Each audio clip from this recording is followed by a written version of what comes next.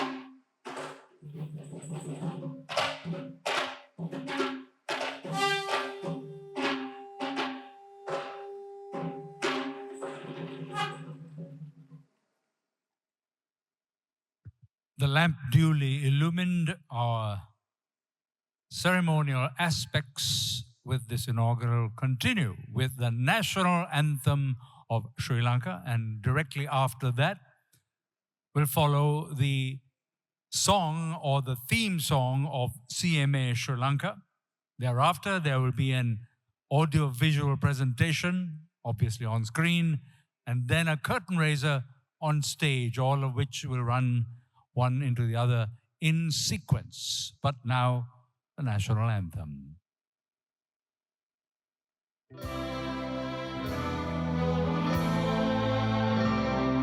Sri Lanka Mata, Appa Sri Lanka, Namo Namo Namo Namo Mata.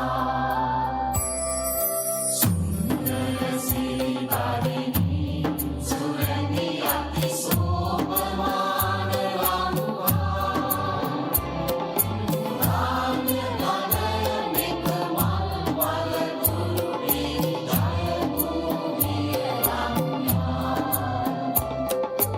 Apahata Sapasiri Setta Sadhana, Jivana Emada. Vilidanu Mena Apabhakti Puja, Namo Namo Mata. Appa Sri Lanka, Namo Namo Namo Namo Mata. Upave Appavidya, Upamaya Appasatya, Upave Appashanti, Appahata Tulabhanti, Uppa Aloke, Appade Anuprane, Uppa Appajeevaname, Appa Muktiya Upave. Navajivana Divini, Divina Appa Buddharan Mata. Jnana Vida Vadavani Niragila Yagumana Jaya Bhumikara. Ikkamavakate Daru Kalabadiya, Yamu Yamu Vinopama. Premavada Samaveta Durara, Namo Namo Mata. Appa Sri Lanka, Namo Namo Namo Namo Mata.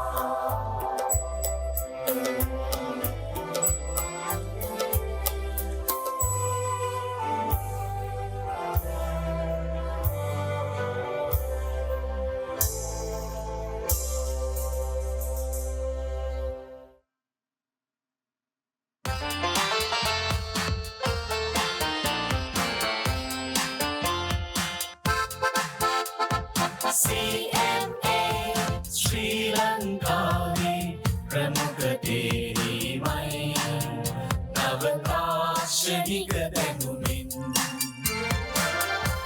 Piripulva Lovadinamin Jaya Kanuva Karapiya Nagana Sada Kalamana Karana Kanakadikari Vishwaniketanayai CMA Sri Lankaவில் முதலிடம் பெறுதே அதிதொழில்நுட்பங்கள் கிடைக்கும் வென்றீர்கள் உலகத்தை வெற்றி பாதையில் தினமும் செல்வோம் முகமையாளர்களும் கணக்காளர்களும் உருவமும் மத்தியஸ்தலம் CMA, the best in Sri Lanka, adopting international standards with technological advancement, the management accounting profession growing, recognized is full of excellence on the path to victory. Tira Sarvati Nakam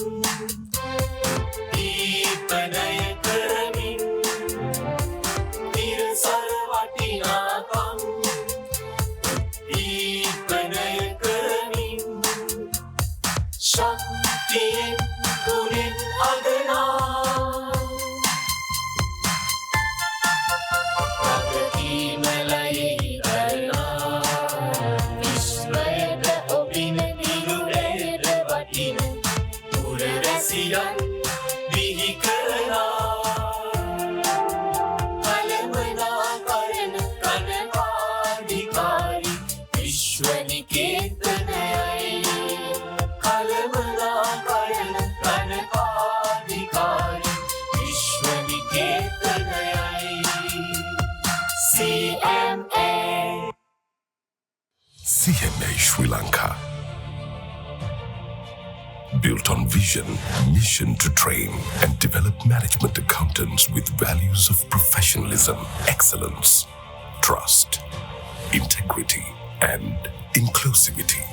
Every great institution begins with a vision, one that inspires change, creates opportunity, and leaves a lasting legacy. That vision became a reality in 1999 with the establishment of the Society of Certified Management Accountants of Sri Lanka, founded by Professor Lakshman R. Vatavala, following the recommendation of the then Minister of Trade and Commerce, Honorable Kingsley T. Vikramaratne, to the Canadian High Commissioner to support the initiative. The society was established with the technical assistance of CMA Canada, now CPA Canada, and the financial support of the Canadian International Development Agency. Officially launched in June 2000, CMA Sri Lanka embarked on a mission to redefine management accounting education, professional practice, and operational excellence in Sri Lanka. Today, that pioneering initiative has evolved into Sri Lanka's National Professional Management Accounting Institution, incorporated under the Institute of Certified Management Accountants of Sri Lanka, Act No. 23 of 2009. This landmark Act of Parliament reaffirmed the Institute's responsibility to educate, train, and empower management accountants who contribute to organizational success and national economic development. The Institute's growing reputation soon extended beyond Sri Lanka's shores. Membership of the International Federation of Accountants, the global organization for the accountancy profession, together with the South Asian Federation of Accountants and the Confederation of Asian and Pacific Accountants, reflects CMA Sri Lanka's unwavering commitment to globally recognized standards, international collaboration, and professional leadership. At the heart of the Institute's success is its commitment to preparing future-ready professionals. Reviewed every 5 years, the 5th CMA Professional Program, equipping future accountants, prepares digitally enabled, value-driven, and solution-savvy management accountants through industry-focused education, practical training, and technology-enabled learning. Each graduation ceremony celebrates another generation of professionals equipped to lead organizations and create long-term value. Beyond academic achievement, the CMA Students Guild provides opportunities for leadership development, networking, sports, and community engagement, enabling students to strengthen communication, teamwork, confidence, and lifelong professional relationships. Building on this foundation, CMA Sri Lanka has established pathway agreements with CPA Australia, ACCA, and numerous local and international academic and professional partners, creating opportunities for academic progression, professional recognition, and global career mobility. Learning continues well beyond qualification through continuing professional development programs, technical seminars, specialized webinars, and the flagship annual Management Accounting Conference. The Institute enables professionals to remain current, exchange knowledge, and respond confidently to a rapidly evolving business, economic, and technological landscape. As a recognized thought leader, CMA Sri Lanka promotes excellence in corporate reporting through the CMA Excellence in Integrated Reporting Awards, recognizing organizations that demonstrate transparency, accountability, good governance, integrated thinking, and long-term value creation. Extending its contribution beyond the profession, CMA Sri Lanka pioneered the Sri Lanka Cost Accounting Standards, promoting reliable cost information as a strategic national resource for evidence-based policymaking, improved public sector efficiency, industrial competitiveness, productivity, sustainable resource allocation, and fair pricing of essential goods and services. For more than 25 years, CMA Sri Lanka has transformed individuals, strengthened organizations, advanced professional practice, and contributed to national development. Recognized by Parliament as Sri Lanka's National Professional Management Accounting Institution, it continues to develop professionally qualified management accountants for the public and private sectors, supporting the nation's economic progress. As it looks to the future, the Institute remains committed to shaping ethical, innovative, and globally recognized management accountants who will lead sustainable organizations and create lasting value for generations to come.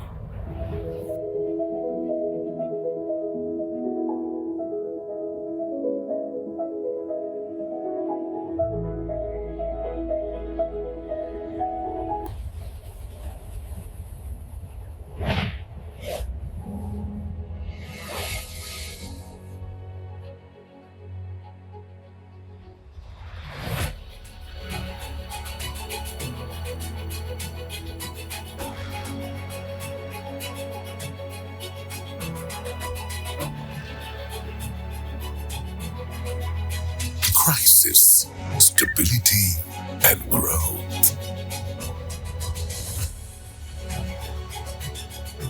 We welcome you to the CMA Sri Lanka National Management Accounting Conference 2026.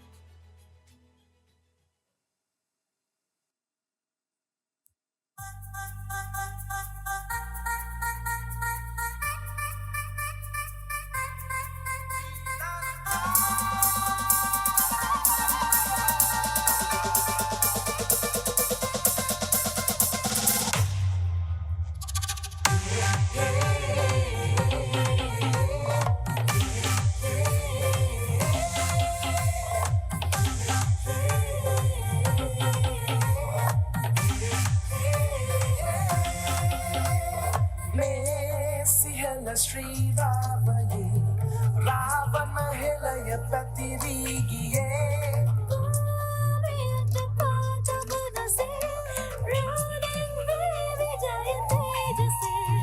Dasanagami, Dasatin Vikuman, Ragami, Ragatavi, Neyagaye, Sitin Sapati, Samasit, Samasan, Vayami, Pagata, Pagata,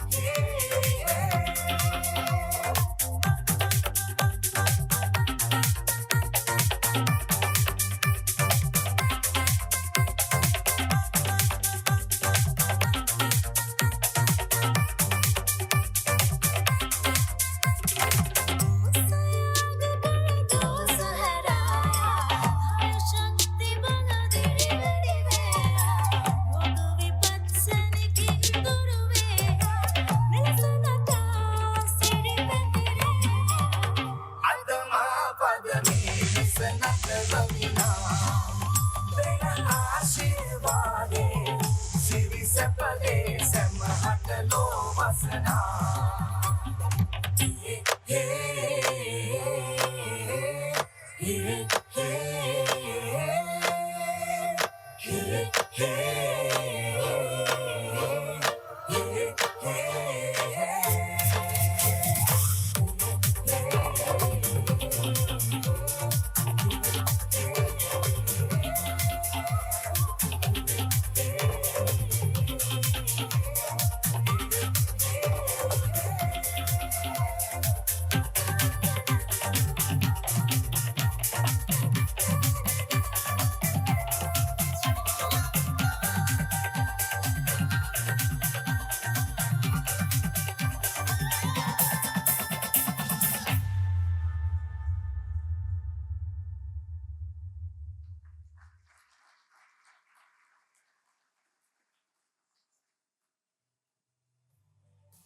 A multiplicity of energies brought to bear on screen and on the stage. If you're exhausted, so are we.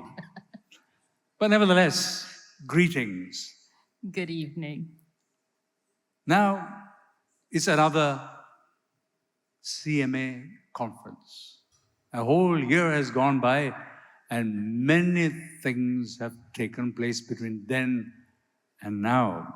And we find ourselves sometimes bewildered by the many things that have taken place. Issues that loomed large some time ago have been submerged in other things, and new issues have come up. And on the global stage, there have also been changes that have happened, taking place, that also have caused anxieties, confusion maybe, and blurred whatever that we thought was going to be taking place may not be taking place the way we thought. And so it is that we come to our theme. Our theme is well established, planned, and fashioned. And it places emphasis on a very specific tool, the management accounting lens. And that's rather a neat idea because a lens expands what you focus on.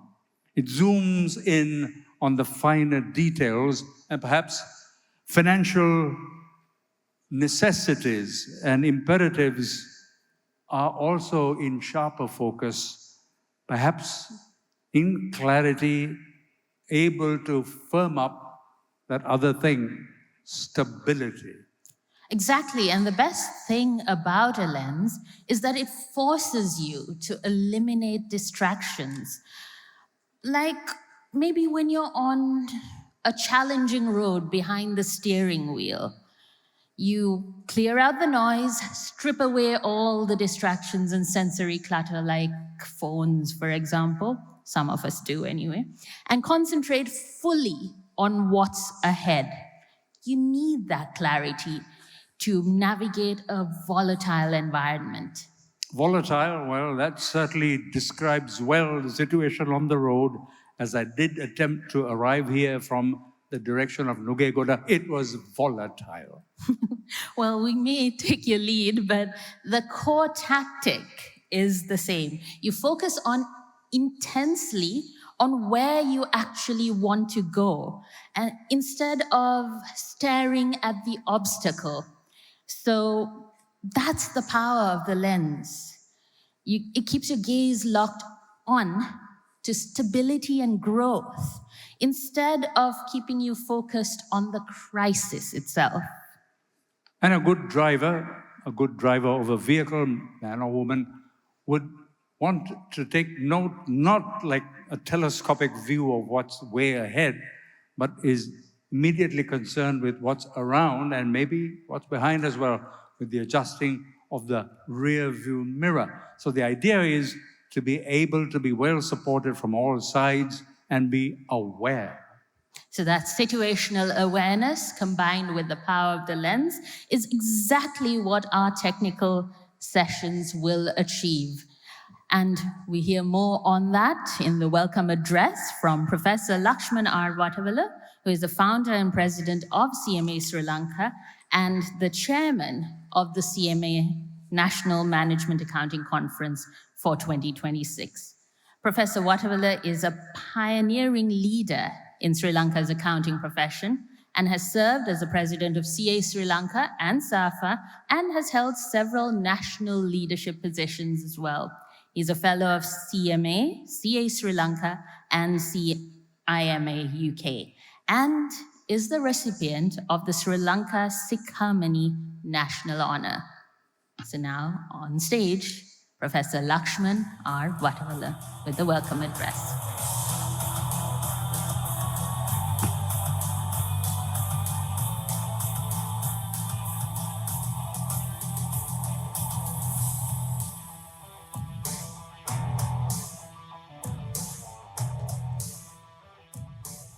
Good evening. I am indeed pleased to welcome you to the CMA Sri Lanka National Management Accounting Conference. I'm indeed pleased to see that all of you have accepted our invitation to be here, and let me thank you for your kind presence. The theme of our conference is Crisis, Stability and Growth, a Management Accounting Lens. I think we all have seen this, and this will be spoken to in tomorrow's technical sessions, plus also at the inauguration. So we are having the inauguration ceremony today. So let me welcome our key speakers and invitees for this inauguration ceremony. We have with us Her Excellency Isabel Martin, the High Commissioner for Canada in Sri Lanka and Maldives, and someone with whom we have had our close relationships from our inception in 1999. So we are indeed pleased that you are here with us, and let me welcome you. We also have our keynote speaker, Professor Dale Pinto. I'm very happy that you are here with us. This is the second time that you've been at our conferences, and the close relationship that we have had with the CPA Australia. Professor Dale Pinto is the President and Chair of the Board of CPA Australia and the John Curtin Distinguished Professor at the Curtin Law School. He's also a distinguished maybe lecturer and professor in taxation. I hope that is correct. So let me welcome you warmly. Then we have our other, especially from the South Asian Federation of Accountants.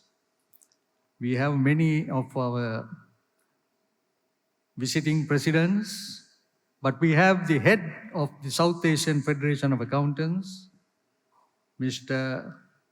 Muhammad Humayun Kabir, a close friend of ours. And this morning, we had the 93rd board meeting of the South Asian Federation of Accountants in Sri Lanka. So let me say a very big thank you for accepting our invitation to be here with all the leaders of the professional bodies of the South Asian Federation of Accountants.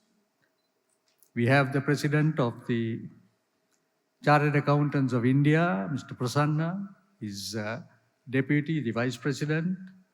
We have our own President of the Institute of Chartered Accountants of Sri Lanka, Mr. Tishan Subasinghe.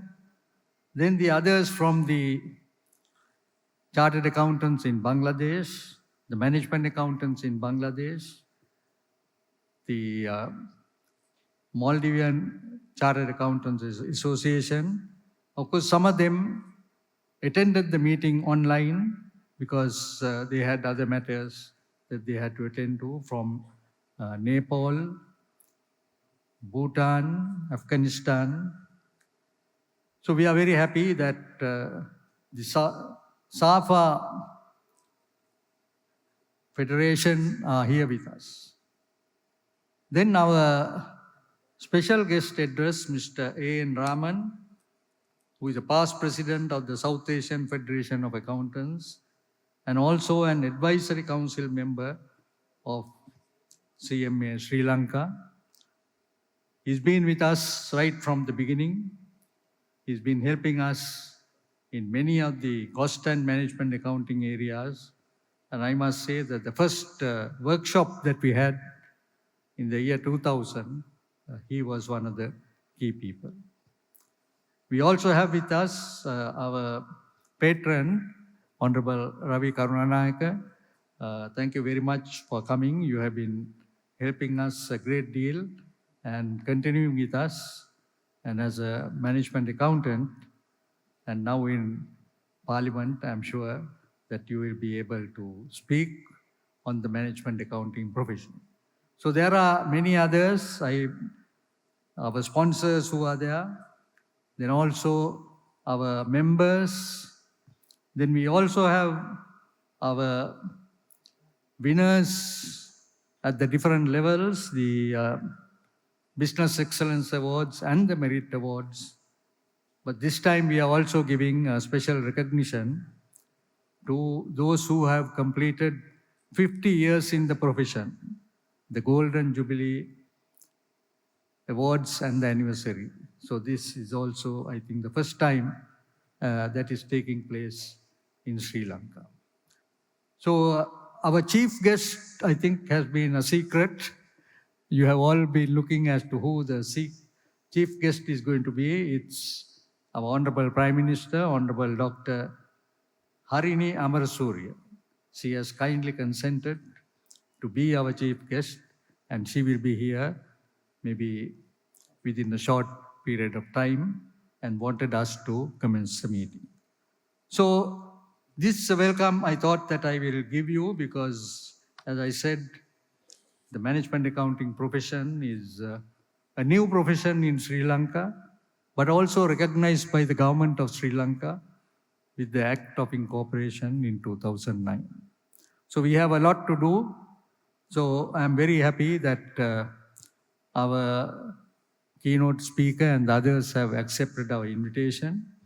And I'm sure that when the Honorable Prime Minister is here, and of course you saw the video what was there, we will be able to speak a little more of the CMA. And for the moment, let me welcome all of you and get on with the agenda. Thank you and all the very best.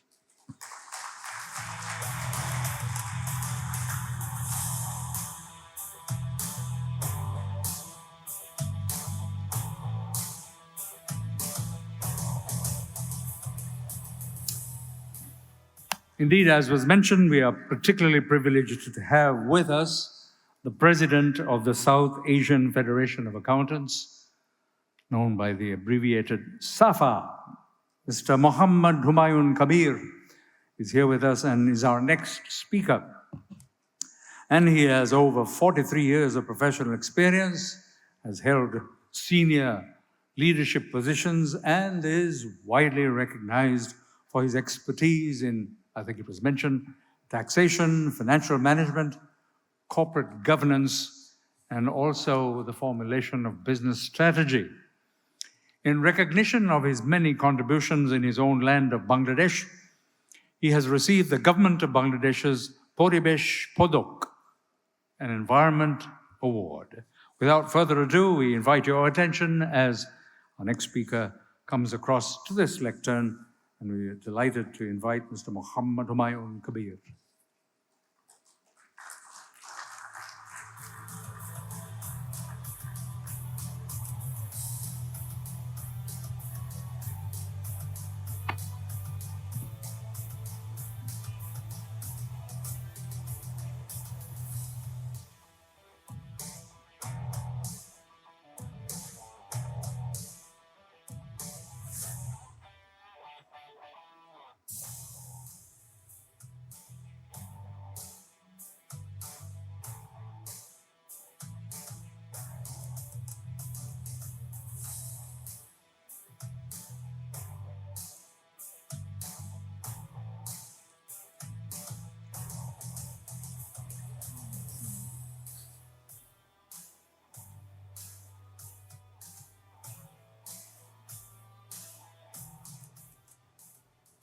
Good evening to you, everyone. First of all, thank you this about so kind word about me. Today is our, I think, chief guest, the Honorable Prime Minister of the Democratic Socialist Republic of Sri Lanka, Dr. Harini Amara Surya. She will join us soon. We look forward to see her presence. Professor Lakshman Arwatala, President CMA Sri Lanka, distinguished guests, excellencies, particularly from the Canadian High Commission here, Ms. Isabella Martin, and also the fellow council members of this CMA and the CA Sri Lanka Institute, and from the South Asian region, past presidents of SAFA body, particularly two of them, Mr. Hanaka Bandarara, also Dr. A.N. Raman, who is also one of the speakers today here. Past president colleagues from the professional accountancy organizations of South Asia, particularly I recognize the presence of ICI president. He is continuously traveling, and he is also today's presence. And from the ICMA Pakistan, also from the fellow institute, my own institute, ICA Bangladesh and ICMA Bangladesh. Thank you for your kind presence here. Ladies and gentlemen, it is a profound honor and a distinct privilege to stand before you this evening as you officially open the CMA Sri Lanka National Conference 2026. I vividly remember the last year in the same hall, we were here in a similar occasion. Thank you, Professor Watala, for inviting us once again. Looking out across these distinguished gatherings, I see the collective financial intellect, corporate leadership, and strategic foresight that will inevitably shape the economic trajectory of our region in the coming years. The themes chosen for this year's conference, crisis, stability, and growth, a management accounting lens, present far more than a timely subject for academic debate. It lays down an urgent operational mandate for every professional accountant, chief financial officer, chief executive officer, who are navigating the volatile waters of modern South Asian economy. To truly appreciate the direction we must take tomorrow, we must first look back and accurately measure the extraordinary distance traveled yesterday. The economic narrative of Sri Lanka over the past 4 years stand as a remarkable testament to institutional resilience and collective national resolve. We all vividly remember the profound systematic headwinds of the 2022 crisis, a period characterized by unprecedented macroeconomic shocks, acute supply chain disruption, and severe fiscal constraint that tested the very fabric of the nation's commercial ecosystem. Yet, history will record that Sri Lanka did not capitulate. Through a series of rigorous, often painful structural reforms, highly disciplined monetary policy, and a steadfast commitment to institutional transparency, the nation steadily carved a path toward vital macroeconomic stabilization by 2025. Now, as we gather here in July 2026, we mark a monumental and historic milestone. Sri Lanka's official reclassification as upper middle income economy, this achievement is nothing short of extraordinary. It reflects the dedication of the state, the strategic acumen of the business community, and above all, the indomitable spirit of the Sri Lankan people.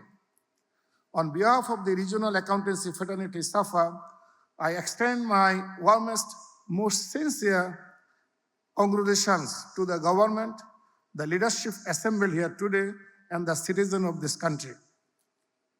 However, as a professional accountant, and financial strategist, our primary responsibility is to peer beneath the surface of aggregate data.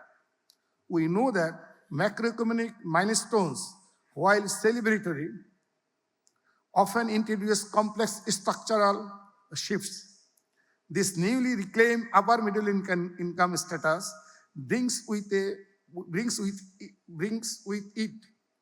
a unique and formidable financing paradox. On one hand, it serves as an official validation of economic recovery and rising per capita wealth. On the other hand, this graduation automatically triggers a sharp reduction in access to concessionary international development assistance and low-interest bilateral financing framework. Concurrently, because sovereign credit ratings lag behind real-time economic recovery, borrowing on the international commercial market remain restricted and heavily premium priced. Consequently, Sri Lanka finds itself in a transitional bottleneck. It is deemed too wealthy for development aid, yet faces high cost in securing global commercial capital. How then do we bridge this financing gap? How do we leap from hard-won delicate stability into aggressive, multi-decade sustainable growth? The solution to this paradox requires a fundamental shift in our economic architecture. We must transition our perspective away from national isolation and aggressively toward regional economic interdependence. In doing so, South Asia should draw inspiration from the historical trajectory of the East Asian economic model. Decades ago, East Asian economic recognized that individual nations acting alone were highly vulnerable to global shocks. By constructing deeply integrated production networks, establishing seamless cross-border value chains, and treating the region as a unified economic ecosystem, East Asian economies transformed themselves into a global powerhouse. In an era increasingly defined by geopolitical fragmentation, rising protectionism, and unpredictable supply chain realignments, South Asian economies cannot afford to operate as isolated silos. We must foster deeper inter-regional trade, harmonious corporate governance frameworks, and establish robust professional allyship across our borders. When we align our regulatory frameworks and leverage our collective regional markets, we create a formidable shared shield against global economic volatility. In the modern global economy, isolated growth is fragile, interdependent growth is resilient.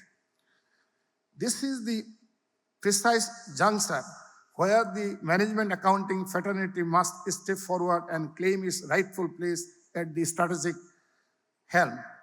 The historical perception of the accountant as a passive scorekeeper, a professional confined to recording historical financial transactions and ensuring retroactive compliance is permanently obsolete. Today, we are called upon to serve as the chief architect of corporate agility and operational resilience. When capital is expensive, liquidity is tight, and global markets are volatile, the boardroom does not merely look to us for a balance sheet. They look to us for a survival and expensive blueprint. It falls squarely upon the shoulders of the management accountants, CFOs, and the business leader present here this evening to spearhead this operational transformation. We must champion the implementation of dynamic costing models that can respond in real time to fluctuating inflationary pressures and supply chain shocks. We must pioneer sophisticated, forward-looking liquidity management frameworks that fiercely safeguard institutional cash flows while simultaneously optimizing working capital. Furthermore, we must look beyond traditional high-cost commercial debt, and design innovative fundraising strategies, leveraging regional capital markets, structured financial instruments, and public-private partnerships. We must ensure that our corporate structures are flexing enough to withstand unexpected geopolitical shocks, yet fundamentally robust enough to aggressively seize emerging market opportunities. Over the course of this national conference, we will engage deeply with our critical, this conference will engage deeply with 4 critical technical sessions, and I urge you, all the participating management accountants and others from the corporations, to approach this session not as passive lectures, but as active working groups designed to construct operational toolkits. In our first session, it is expected that it will dissect the strategies to navigate ongoing global geopolitical turbulence to ensure the supply chain and markets remain insulated. Following this, the next session will focus on, I understand, on mastering the increasingly stringent and complex mandates of environmental, social, and governance reporting frameworks, moving past simple compliance to transform sustainability into a tangible competitive advantage. We'll then debate the ethical, secure, and productive integration of artificial intelligence and advanced automation into our financial architecture, ensuring technology enhances human judgment rather than replacing accountability. Finally, this conference is expected to examine how all of these vital elements converge to create definitive, actionable blueprint for sustained and inclusive national growth. As we commence this vital deliberation, let us carry with us a profound truth. Our financial figures, our growth percentages, and our corporate valuation are ultimately only as meaningful as the societal purpose behind them. Economic stability is meaningless if it does not translate into human progress. Growth is unsustainable if it leaves vulnerable behind. Let us use our collective expertise, our professional integrity, and our strategic influence to build institutions that are not merely highly profitable, but transparent, socially accountable, and environmentally sustainable for generations to come. In closing, I want to express my deepest gratitude to CMA Sri Lanka and to Professor Lakshman R. Watala for their visionary leadership in consistently organizing this vital regional platform. I also wish to convey our profound appreciation to our, in absence, I hope he'll join soon, she will join soon, Chief Guest, Honorable Prime Minister Dr. Harini Amara Surya, for honoring this session, this conference, and for her steadfast commitment to fostering economic progress. Thank you very much, ladies and gentlemen. I wish you all an incredibly productive, insightful, and inspiring conference.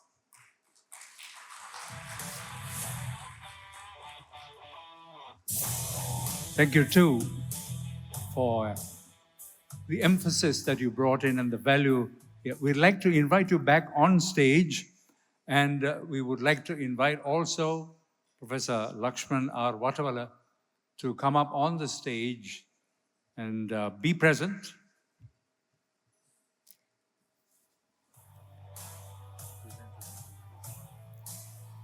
As is custom, as a very warm thank you from CMA to our speaker for sharing his insights and knowledge with us today. A token of appreciation. Thank you very much.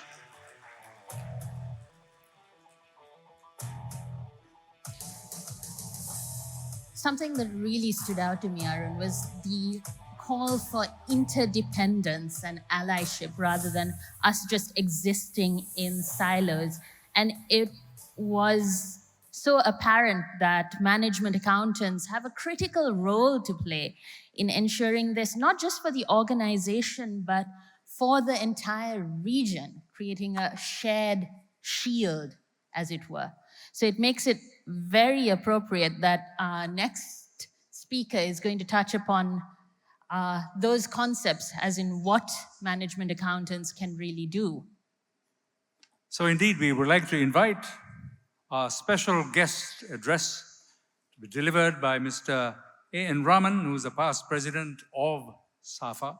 Certainly no stranger here. He also is in the advisory council for CMA, fellow of ICWAI in India. Professionally, he has been with PricewaterhouseCoopers, New Delhi, was president of SAFA a few years ago and nominated to the Professional Accountants' Business Committee of IFAC USA.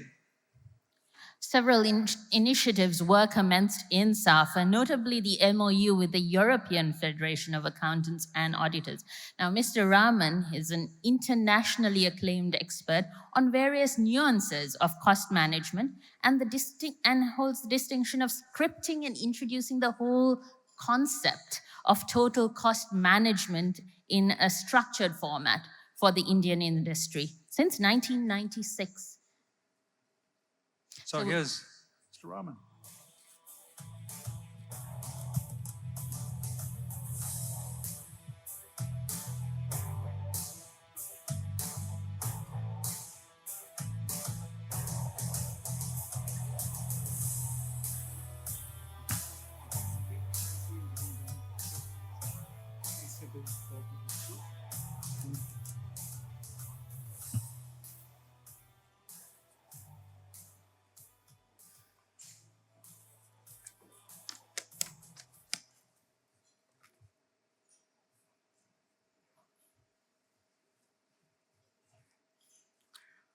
Honorable Prime Minister of the Republic of Sri Lanka,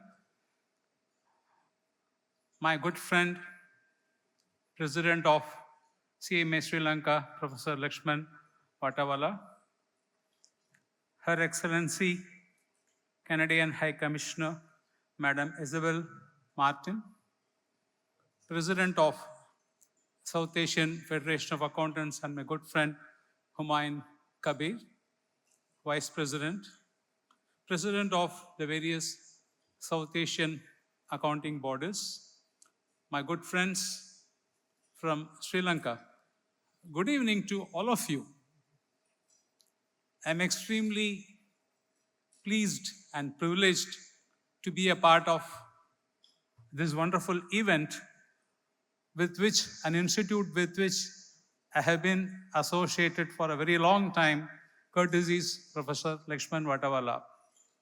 If Professor should announce an award that from day one of the foundation of this institute, even before the parliamentary recognition, from day one of the founding of this institute, if there is any one non-Sri Lankan holding his hands along with his efforts, that award would certainly go to me.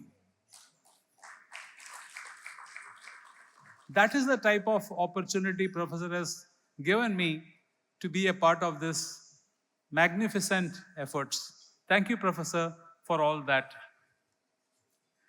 I have always admired the ability of the professor and his team to come along with his spin doctors and spin up topics of this nature.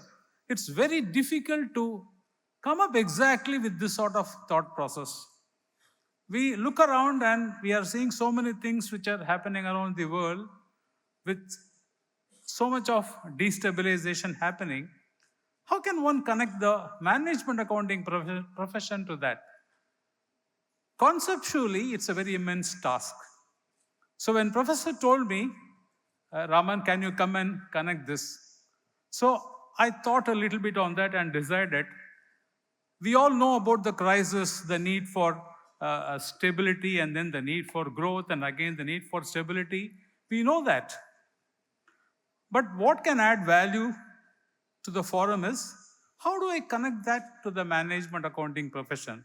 So I decided to speak less on the drivers of why this crisis, etc., but spend more time how do I relate the management accounting lens to understand what is happening around us.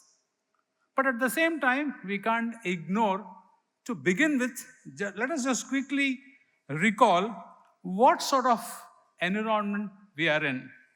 So if you look at the screen, I have listed a few drivers which are churning out crisis, destabilizing the world in and around, day in and day out. I'm just going to not explain each of that, but just quickly read out the geopolitical instability, the trade-based realignments, supply chain disruptions, protection of national interests, and navigational strategies which are happening day in and day out.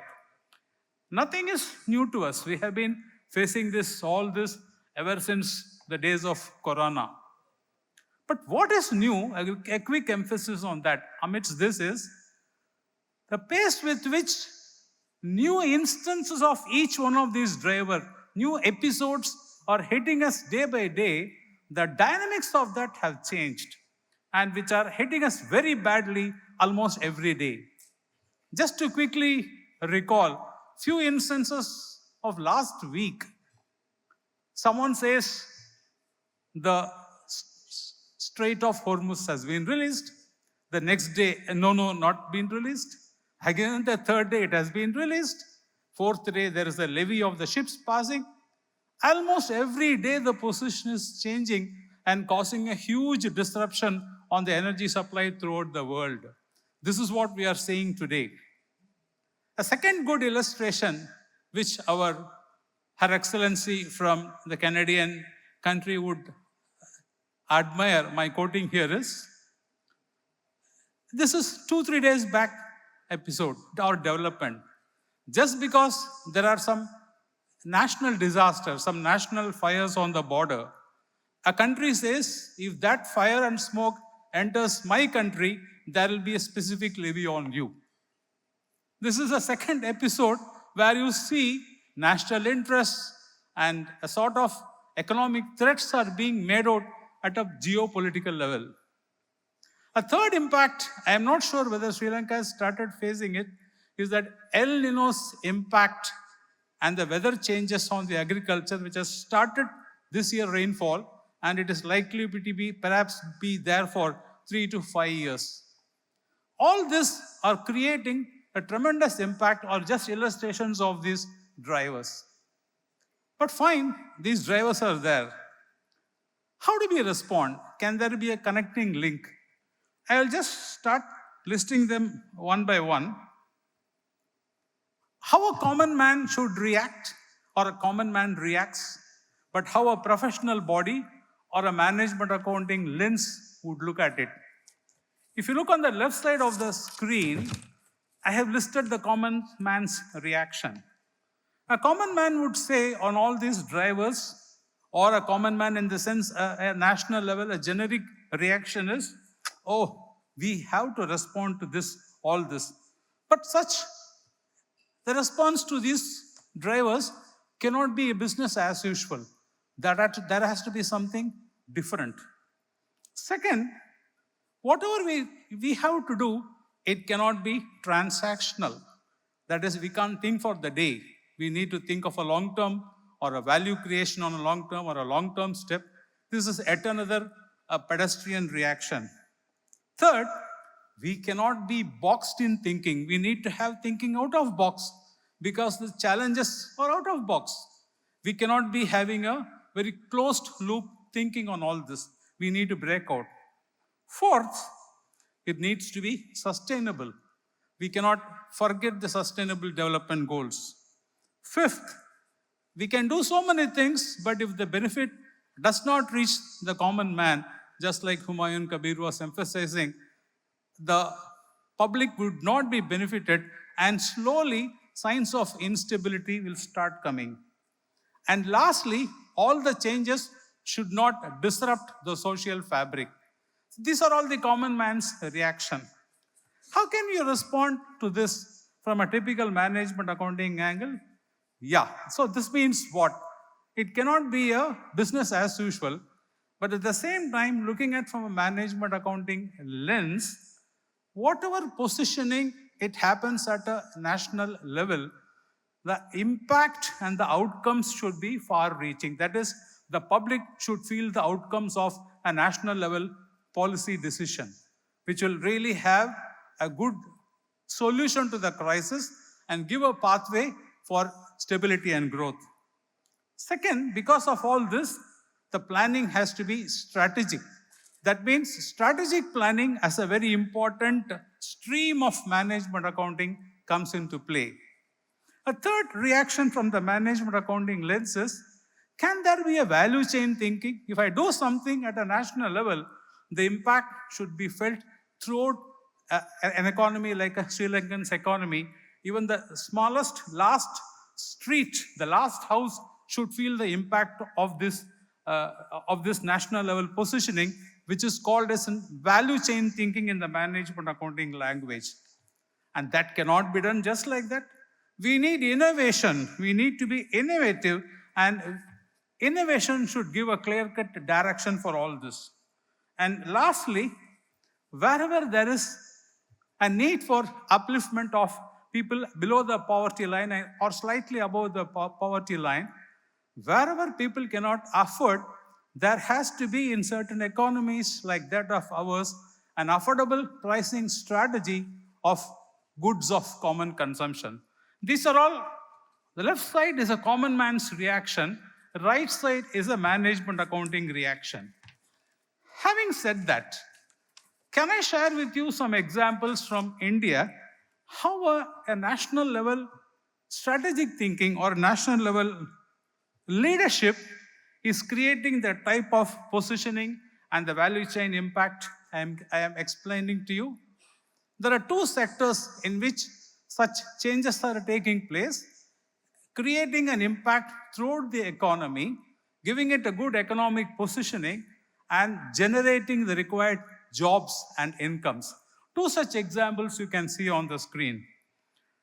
The first example is, in terms of a positioning strategy, the government has opened up what is called as the aerospace sector, which is the going up into the space.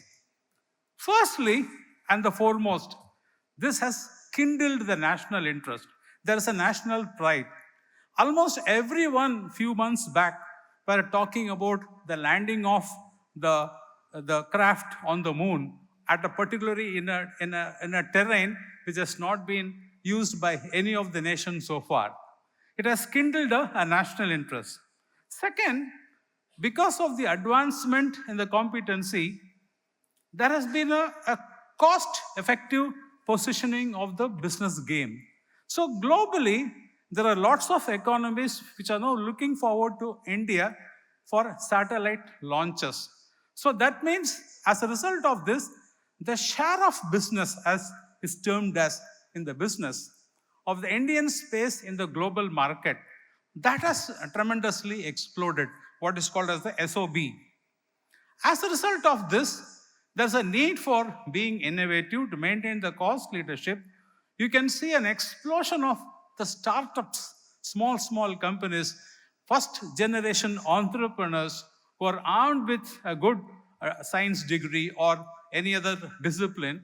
They're entering into research relating to metallurgy, converting it into a business language, a business proposition. There is an explosion in startups and self-employment. Very recently, there has been, in fact, a cause of a concern that the Indian Space Agency called ISRO is fast losing people from public sector to private sector because of the startups are attracting a lot of entrepreneurs who are erstwhile employees of ISRO. That is the impact of this game. And last but not the least, using this opportunity, India is also sharing its knowledge with the neighboring countries and other countries requiring such benefits by launching satellites on their behalf and helping them in their research on agriculture and various others. So as a result of this opening up of this aerospace sector, a value chain impact has been created, jobs are being created, entrepreneurship is being promoted, cost effectiveness and cost management is coming into the limelight. Do you see the linkage which I am now bringing between an economic positioning and a cost management accounting gearing up to meet this challenge? The second important example which you see on the screen on the left side is the privatization of the defense sector, which as an economic positioning, the current leadership has taken that decision few years back. It has got a string of the value chain impact. As a result of this value chain impact, there's an explosive growth of downstream companies. If you visit to the state of Tamil Nadu, to which I belong, some of the industrial cluster areas, there's a huge explosive growth of companies downstream which are supporting this privatization and production of materials on behalf of the defense sector. So as a result of this, a very cost-effective exports have also started. And in particular, in some of the recent deployment of missiles in certain situations by India, the precision of the missiles have really got a good brand image. And as a result of this precision, precise ammunition power combined with software as well as hardware, there is an explosive demand for the defense production abroad. And as a result, once again, it is churning economic growth and downstream impact. And lastly, this has also resulted in a boost to the research and development because you need new materials, new R&D, etc., etc. These are the two important examples which I wanted to give, but I just want to add one more. If you see the next slide which has come up on the screen, which is a very recent one, because of the geopolitical problems, you can see worldwide many countries are de-risking the energy sector.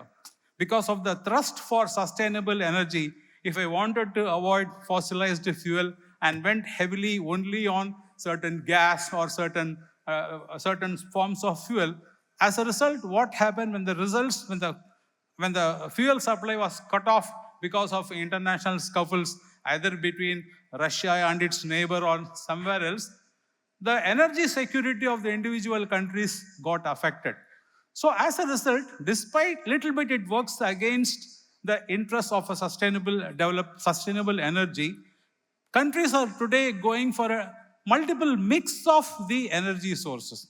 We don't want to depend only on one fuel, as a result of which we are exposed to a risky environment globally. As a result, a mix of fossilized fuel as well as the non-fossilized fuel are coming up, because of which again there is a value chain impact coming up throughout the country. For example, there are companies with which I am aware of are now seeing an explosive growth in supply of original equipment machineries globally in those economies which were never thinking of putting up either an oil-based power plant or some other important solar-based power plant or non-solar-based power plant, as a result of which there is a huge demand for original equipment orders, because of which these companies' orders are overflowing and they are not able to meet the demand. As a result of, again, which more capacities are being created. So this simply what has happened is national interest and de-risking from depending on only one energy source. These are some of the examples which I wanted to share with you at a national level. When an economic positioning happens, how a value chain impact gets created and translates in the form of income and jobs throughout the economy. Let me proceed to a final example where, taking in one sector, I just want to show how the management accounting subject itself will pop up in such a situation. On the screen, you find a very interesting value chain of, again, a new economic positioning taken up in our country, and it is emerging still. And that is called the green hydrogen impact, which is being talked about also in countries like to which our keynote speaker, Daler Pinto, is coming from Australia. It's spoken up on a huge way.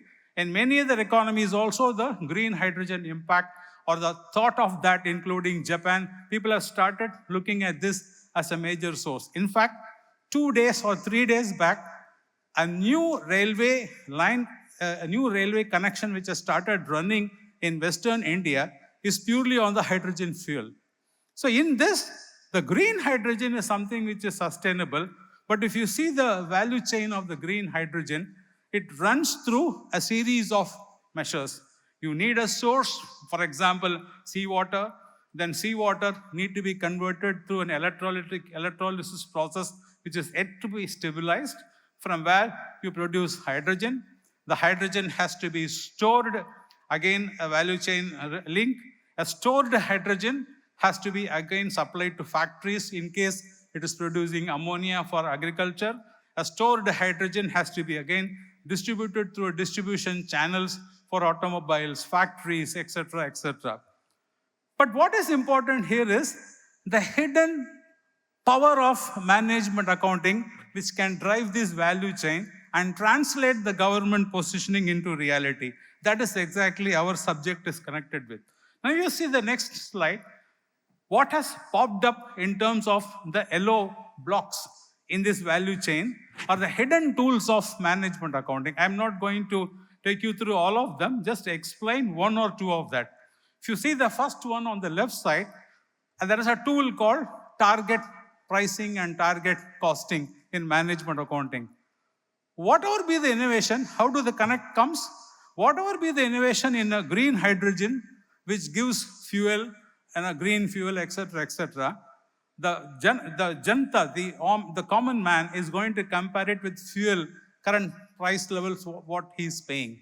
So for example, if in Sri Lanka, I am purchasing diesel at a cost of, let's say, 350 rupees per liter, hope I get the figure correctly, 350 or 380 Sri Lankan rupees per liter, that is the target price, or below that should be the target price. Whatever be the innovation, if I want to recover 800 rupees per Sri Lankan rupees by giving the green hydrogen to the common man, he is not going to accept. So the target price for the green hydrogen should be equivalent to 300 rupees per liter of fuel. As a result, all the cost will have to be back-worked. That means the hydrolysis should take place at an effective cost. The storage should take place at an effective cost. The ammonia should take place at an effective cost. Every damn link in the value chain, which you saw in the earlier slide, should be driven by the what is called as a technique of target pricing and target costing, a hidden power of management accounting. This is how you pick a management accounting tool, connect it with the value chain, which is in turn connected with the national economic positioning. This is one important connect what you see. The second important connect is wherever there is a very important drive and people want to shift to the hydrogen source from their current source, then the issues of ESG, the environmental stability, etc. would come. So you need a good management accounting tool which evaluates the cost of using a green hydrogen vis-a-vis the current patterns. So this is where an ESG-driven management accounting framework comes very handy. So this is where the pronouncements, the guidelines of bodies like Certified Management Accountants of Canada will come a long way in powering the decision-making towards this sort of economic growth. This is how, I'm just giving you two examples, how management accounting tools get linked with a powerful economic repositioning towards crisis and growth with stability. So further, I move towards the concluding part of my presentation, as a result of which an important subject, what you see on the screen, like strategic cost management, instead of looking at it from a very current issues of cost accounting, you need to look at supporting the business strategies through a strategic cost management thinking. That framework needs to be articulated. This is where the corporate honchos and top management should push their management accounting teams to think and speak strategically. These are some of the important examples what I wanted to give. I join you in welcoming the Honorable Prime Minister. I stand silent for a minute, allowing things to settle down.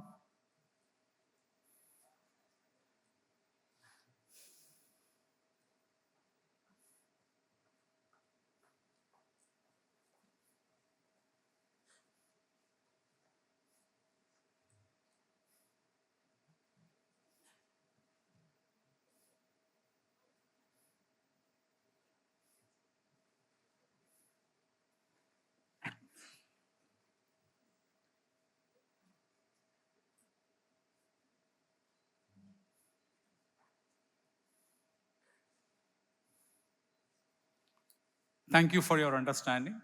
Before I conclude, I would like to finally link a very important connecting point, what I said in the earlier part of the slide, where an affordable pricing is a very important requirement for the government. So in an affordable pricing strategy, how does the cost and management accounting can help the government and power the government's decision? On the screen, you will find a mechanism or a diagram which tells you how the affordable pricing strategy works. So affordable pricing strategy can be in the form of direct intervention where I cross-subsidize goods, or it can be in the form of grants, or thirdly, it can be in the form of regulated pricing. Like I regulate the price of electricity, I regulate the price of a product or a service or a health service. It can also be in the form of the direct intervention where I cross-subsidize between products. I ensure that product of high consumption and low value are reduced in terms of cost, and I subsidize this with a richer man's consumption of goods and services. In all these situations, I need a very effective cost accounting mechanism which supports the decision-making architecture. So this cost accounting mechanism should be standard because if, for example, there is a power company, there are 10 power companies, I need to put all the 10 companies' cost structure on a common platter, on a common platform, see some uniformity in that, and come up with a national decision relating to a power tariff. But at the same time, all the 7 or 10 companies should present their cost structure uniformly. This will require a uniform cost accounting, which is now supported by the pronouncement of the cost accounting standards of the Institute of the Certified Management Accountants of Sri Lanka. The cost accounting standards of the Sri Lankan Institute, if adopted in the type of environment what I have put on the screen, you will exactly know what it costs to manufacture one unit of power in various companies, what it costs to make this heart surgery, what it costs to make the eye surgery in various hospitals, as a result of which I can take decisions that common man's cataract operation in government hospitals will be done at this rate only and it will be subsidized, or I will give a grant to the hospital based on this cost structure. So the national government's decisions will benefit the common man in terms of the spending, and the reach of that spend will finally touch the lives of the common man. This is where the cost and management accounting practices being pronounced can also be a part of the government's economic decision making, as a result of which the common man will be benefited, leaving no room for disruption socially as his needs are fulfilled. This is how I see the powering of the economic repositioning for moving away from the crisis towards growth and stability can be very beautifully combined with the cost and management accounting tools, and really the profession can play a role of pride in the positioning of the national economy. With these few words, I thank all of you for this wonderful opportunity of visiting this beautiful country and being a part of all of you. Thank you, ladies and gentlemen.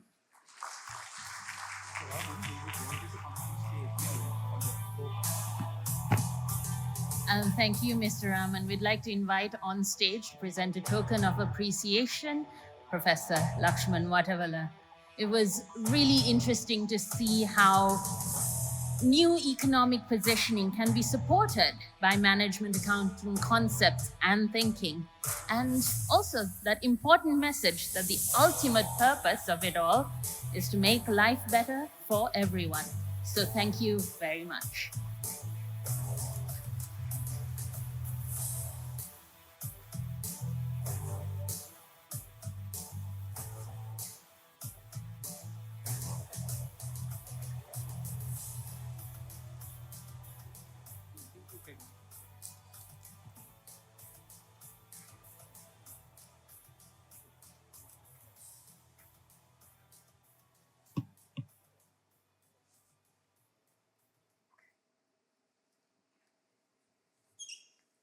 So with much appreciation to Mr. Raman for taking the time to share with us those thoughts and that inspiring message, it is time now for an address from our special guest of honor this evening.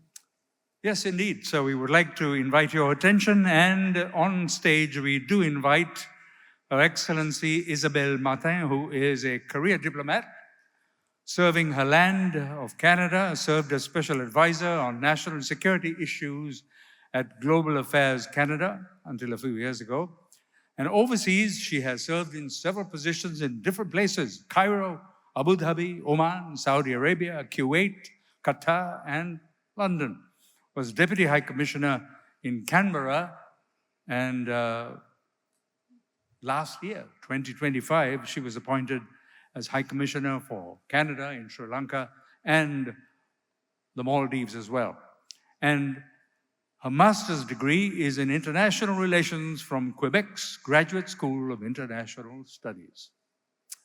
High Commissioner.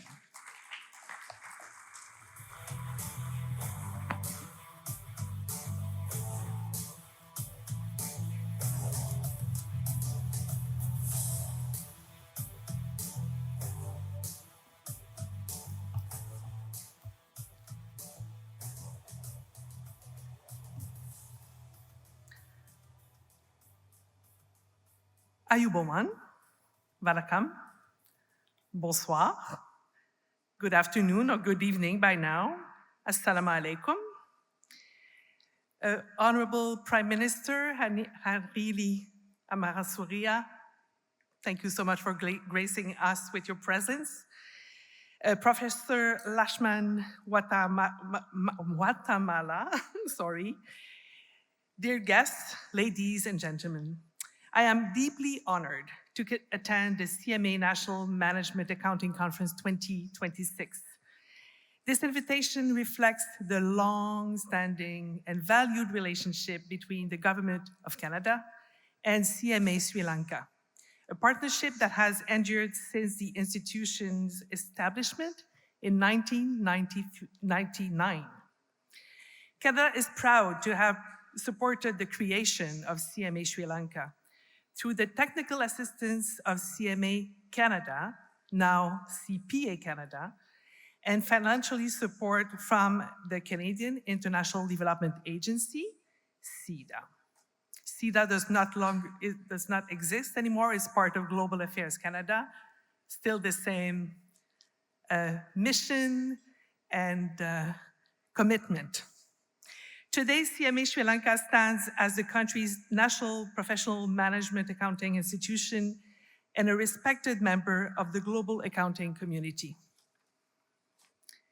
Its membership in organizations such as the International Federation of Accountants, IFAC, the South Asian Federation of Accountants, SAFA, and the Confederation of Asian and Pacific Accountants, CAPA, reflects its commitment to upholding international professional standards. I am especially pleased to acknowledge Professor Lakshman Watavala, founder of CMA Sri Lanka, whose vision, dedication, and leadership have been instrumental in building this remarkable institution and guiding its continued success. I saw in the video during the introduction so many of my predecessors So Canada's support from the beginning is definitely continuing. Canada takes pride in the role our partnership has played in strengthening management, accounting, education, and professional capacity in Sri Lanka. The incorporation of CMA Sri Lanka by an act of parliament in 2009 demonstrates the importance accorded to cost and management accounting in both government and business. From Canada's perspective, strong financial management, accountability, transparency, and ethical leadership are essential for sustainable economic growth and public trust. These principles form the foundation of good governance and are critical to attracting investment, strengthening institutions, and fostering prosperity. All the things that Sri Lanka wants to do and Canada wants to do as well. No country can achieve its full potential if corruption, weak governance, and mismanagement undermine public confidence. Likewise, no organization can succeed without sound financial stewardship and ethical decision-making.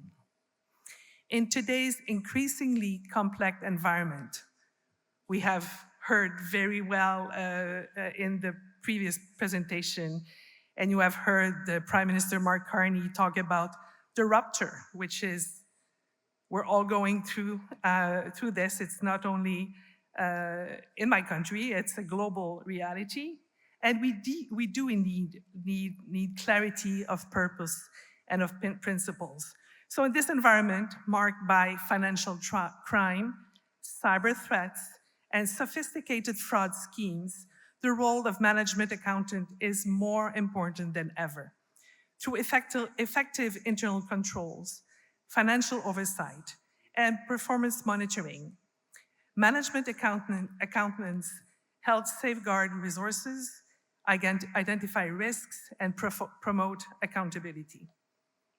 They also play a critical role in fostering ethical, cultural within organizations, and increasingly are leveraging data analytics and new technologies to strengthen governance and support better decision-making. I congratulate the professionals being recognized this evening for their outstanding service to the accounting profession, as well as all award recipients whose achievements inspire future generations. I also commend Professor Watawala and the conference organizing committee for bringing together this important forum. May the discussion and partnerships fostered here contribute to a more accountable, prosperous, and sustainable future for Sri Lanka and indeed the region. Merci. Thank you. Stuti. Nandri.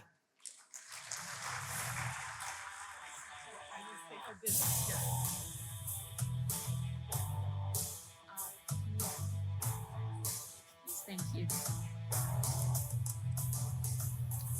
And as is our custom, we say thank you very much. It's from our hearts. We appreciate Her Excellency's thoughts and invite Professor Watawala to make those thoughts of thanks more tangible. So thank you so much, Your Excellency, for the idea that the environment must also be generated and created for success for organizations, but also each of us has a role in creating the better decision-making that makes that possible.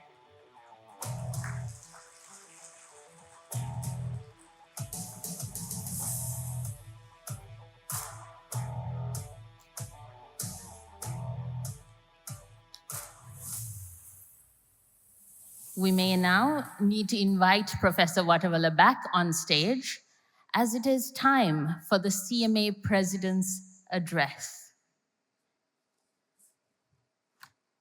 He, of course, needs no reintroduction. We all know exactly what he's accomplished and what he's driving here. So please welcome back Professor Watawala.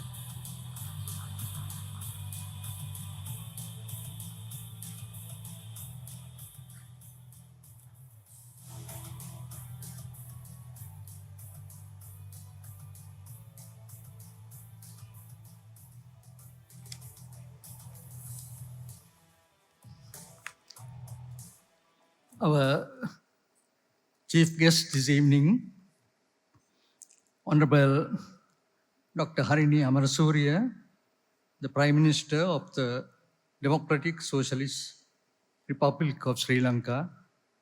We welcome you because this is the second time that you've been at our conferences, once in the opposition, and now we are very proud that you're holding this high position as the Honorable Prime Minister of Sri Lanka. And our congratulations from all our members to you. I think all the others I have already welcomed, but I must say that we have our keynote speaker, Professor Dale Pinto, who is the President and Chair of the Board of CPA Australia, and the John Curtin Distinguished Professor, Curtin Law School. I mention that because Honorable Prime Minister is also one of the academics who is now holding this high position. We also have our President of the South Asian Federation of Accountants with his large delegation of members, Muhammad Humayun Kabir, and of course our guest speaker, Mr. Raman, and Her Excellency Isabel Martin, the High Commissioner for Canada in Sri Lanka and Maldives, who really supported the formation of CMA Sri Lanka. We got both the technical assistance and of course the financial assistance also. And we are very happy that this association has done extremely well. And we know of the high standards that are maintained in Canada, of what you mentioned now on accountability, trust, confidence, integrity, and these are all embedded in our CMA Sri Lanka members that we are producing. So we wish to thank you for that gracious donation that you have given us. Also, all our distinguished invitees, members, ladies and gentlemen, and of course our council members and our Vice President. I thought that I will just say a few words in the presence of the Honorable Prime Minister to tell something about the Institute of Certified Management Accountants of Sri Lanka, because she is today the Minister of Higher Education, but we are really in the professional education field, and there is really no one who is taking care of us. So I thought that I will just explain some of the important things, because many times I have heard you mentioning really the expectations of the graduates, which are really embedded in our professionals. So our body was set up in 1999, and as I said, with the technical assistance of CMA Canada, and of course with their financial support. And thereafter, we were incorporated by an Act of Parliament, where the government realized the importance of the profession of management accounting. Then in addition to that, we have been now recognized internationally by the International Federation of Accountants, the global body for the accounting profession, which has all the professional accounting bodies. And of course, our South Asian Federation of Accountants, I think they are really the people who have been supporting us. They have been all with us, meeting regularly.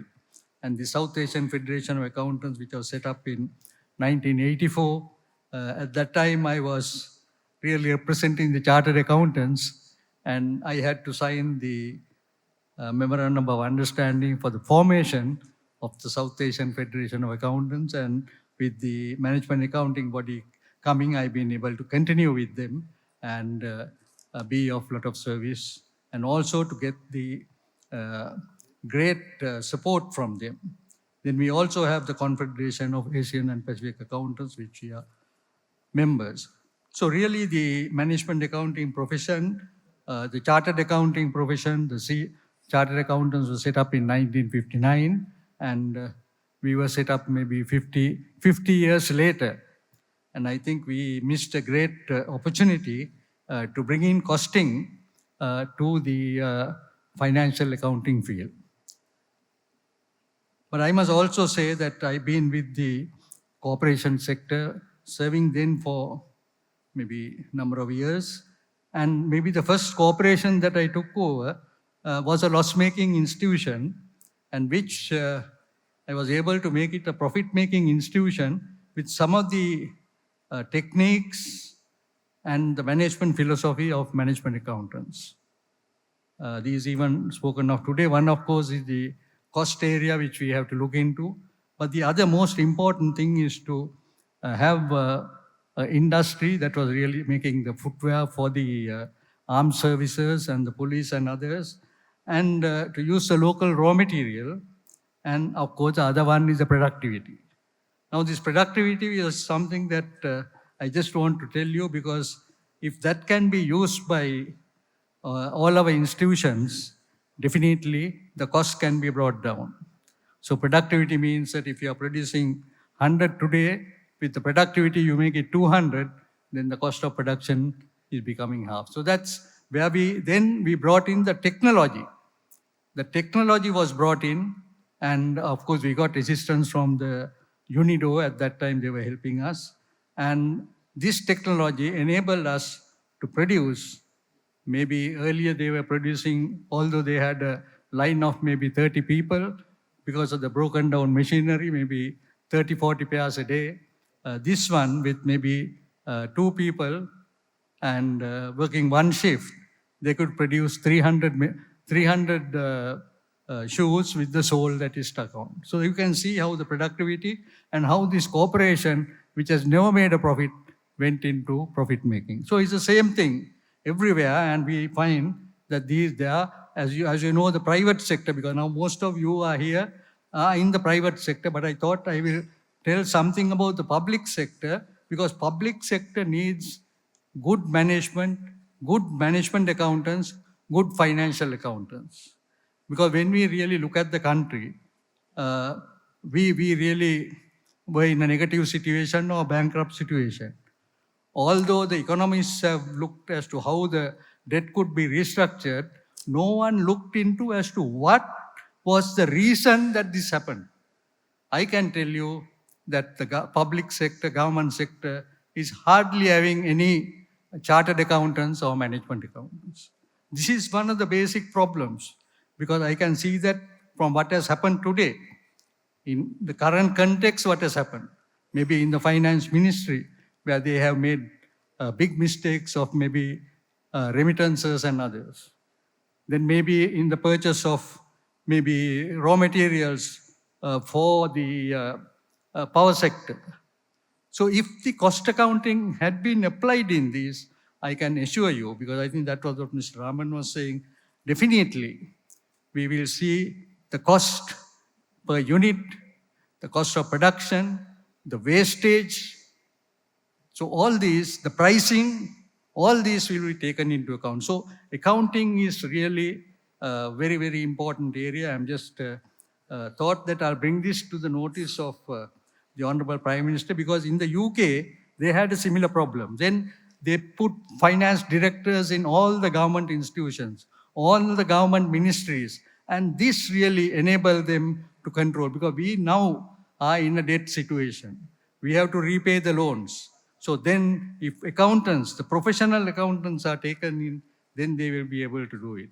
But we also need maybe support from the government for this, because if you look at the professional bodies, we are really self-supporting, non-profit making institutions. No profit and also self-supporting, so that the government has no necessity to put in funding. And this was really in 1959, where the Institute of Chartered Accountants was set up. This non-profit making institution was came from the government itself. They looked at institutes like the England and Wales and others who were doing it. And this is a very good example to see as to how when the government can't pump in the money, you can have these non-profit making institutions coming in and doing all these things. So this is, that's taught, but I must also say that we had great support from the Open University of Sri Lanka. I'm just saying because Honorable Prime Minister was there, because we were one of the first to start, because when we have the A-level students coming, they are looking to obtain a degree. So I went everywhere, but ultimately it was Open University who agreed with us, and that was early in about 2003, where our students at the third level could go into what was called the business management degree, and currently it has been now upgraded to the accounting degree, so which I think is something that I must say a great service that was done by the Open University to give these students not two qualifications. One is the professional qualification, other one is a degree which is really required in all instances. So I think that's something I thought that would be of great interest to us. Then a professional, who is a professional? Because I'm just telling this, a professional is not only a one who has academic knowledge, but also the practical exposure. I know that Honorable Prime Minister has always been talking of this practical exposure.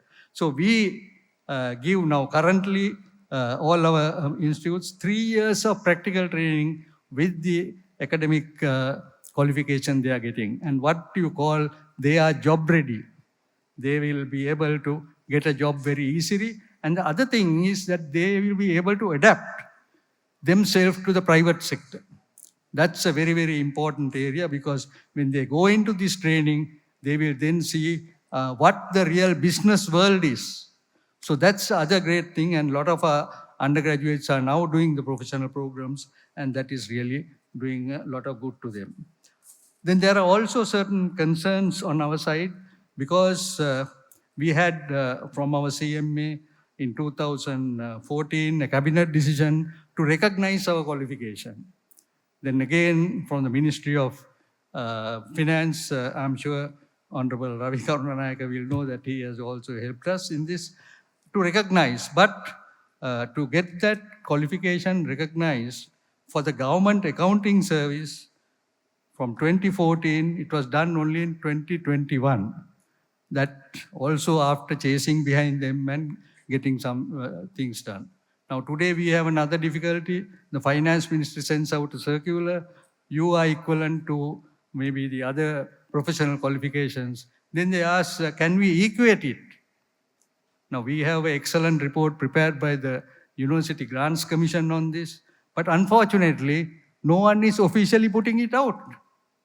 So where this is a major problem, that if they have an official report, and of course public administration has asked for it, but they are not doing it. So I feel that the accounting profession, especially the management accounting, because we are a new profession.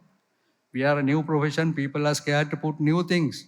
Because in one advertisement, they said a professionally qualified accountant from the Commonwealth country. There's nothing in that respect, but they are scared to put the new one. So that's one key area. But I must say that I want to congratulate the Honorable Prime Minister, because when you all took over the government, we were really in very, very bad shape. But recently, the World Bank has given some good maybe reasoning and classification to you, classified as an upper middle income developing country. This was done by the World Bank, upgraded recently. So I think we all want to congratulate you on that, because but now the difficulty is we have to hold to this and go up, because if we go down, then we will again go, we will lose the upper status. So that means professionals are required. So this country will need professionals. In addition to that, I think the government servants, I think they must do what Singapore did. Do retraining. Retrain all the government servants. And today, I have a very pleasant task to perform, where we are going to give 100 scholarships to the Honorable Prime Minister to be used for government servants. You can increase it further. We can increase it further if they are really using it. And also today, the education is completely changed. We have the Wi-Fi, so the online education is there. So all those things are available. And I must say that we not only do the education, but our testing is also computer-based. I must thank Pearson's because they are tied up with us in giving the computer-based testing, the physical testing now computer-based. You can do it anywhere, anytime, and this serves everyone. So I think these are new techniques that are available. The AI, everyone is talking of AI, but how many have put it to practical use for us, for our, maybe the youth, the others, the business organizations? Because one of the most important things that we have done is what we have, the CMA Excellence in Integrated Reporting Awards. What does that do? It really evaluates the companies on the value that they are creating, on the value that they are creating in the short term, medium term, and long term. So supposing if you take a government department which is getting money maybe from the government budget, what is the value that they are creating to the society? Say maybe if you take the for doctors, what like Mr. Raman mentioned, how many operations, how many heart operations, or maybe other patients that they are treating, and also in the preparation of the budget, they can really make this. Because supposing if you say it is costing 100,000, then you say 500 patients, this is the amount going to cost. So costing is really something that is going to help us a great deal. Now, if you look at the electricity generation, I know the Director General of the Public Utilities Commission is here. We have really worked with them because one thing is all companies must maintain records, cost records. Without cost records or financial records, no organization can really run efficiently. All the big companies who are seated here, all the quoted companies, they are doing extremely well, but the others, are they doing it? I would like to ask the bankers, if you give a loan, should not that there be mandatory maintenance of books and records? So the Companies Act has to be changed. Companies Act must put this, not only records, but cost records. Everyone is saying the cost of a product is so much. But if you go and check, now we have the method, what is called the cost audit, you go and check the records to see whether it is correct. They say no records. This is what we are having. So you cannot really develop now as an upper income country. We really have to implement these things because we are there to serve the society. As Mr. Raman mentioned, societal cost. Now all the inefficiencies of power generation, who bears the cost? It is the society. So that is why we need efficiency, we need productivity, we have to reduce the waste. All these things have to be done if we are really going to develop, and if we are going to maintain this upper middle income level, then we can really go to the top. And I'm sure that this cost accounting would be one area which will really help them. Then look at the SME sector. Now SME sector is one area where we really need to help them. In 2020, all of them were saying, we cannot get loans because there is no collateral. Then we had the SME committee, we were working on it. Then we were trying to see how we can solve this problem. Then we went and we just looked up the Google, I looked at the ADB site. ADB had a project which was approved by the cabinet in 2017 to set up this project of they are giving $100 million to set up this credit guarantee institution. So we put up, we had to take it up through one of the ministries. We put a cabinet paper, and then the ministry took it up.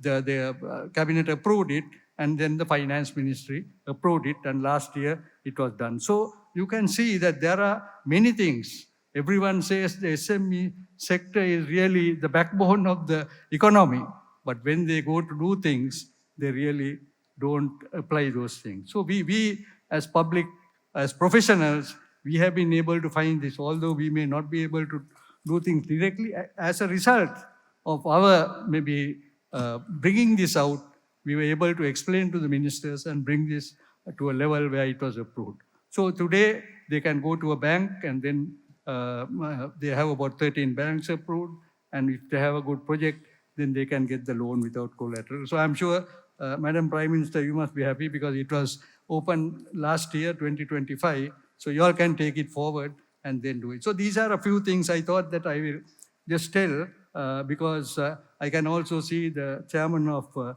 Ceylon Chamber of Commerce here, Mr. Chris Balendra here. I think the chamber has to play a major role. You know, the latest recommendation we have made is to meet the export target of the government. What have we recommended?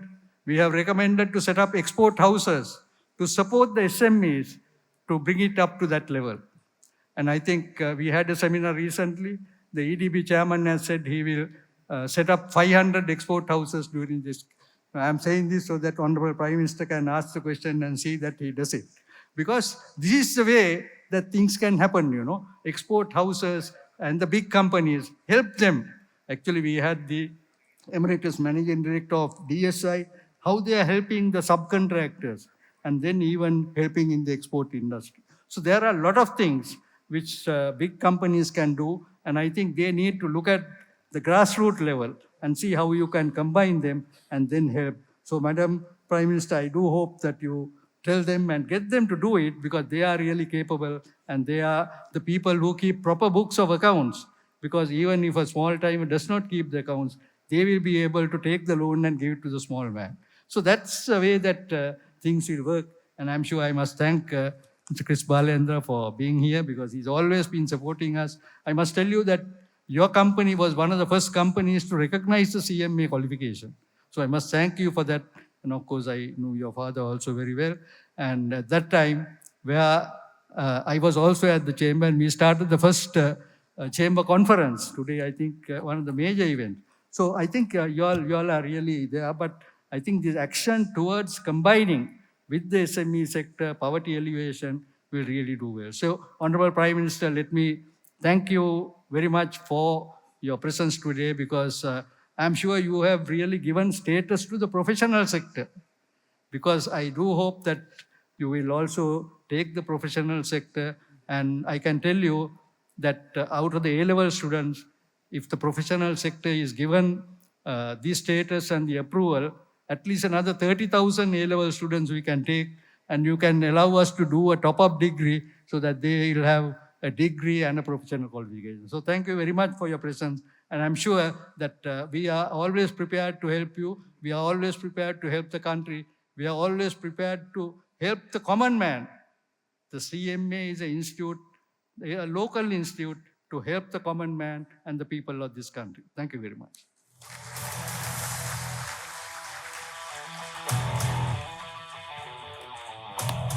Thank you, Professor. And in view of what's to come in the keynote and the technical sessions tomorrow, we're privileged to now present and release the CMA Sri Lanka National Management Accounting Conference 2026 Journal, which contains everything The material. that's to be covered.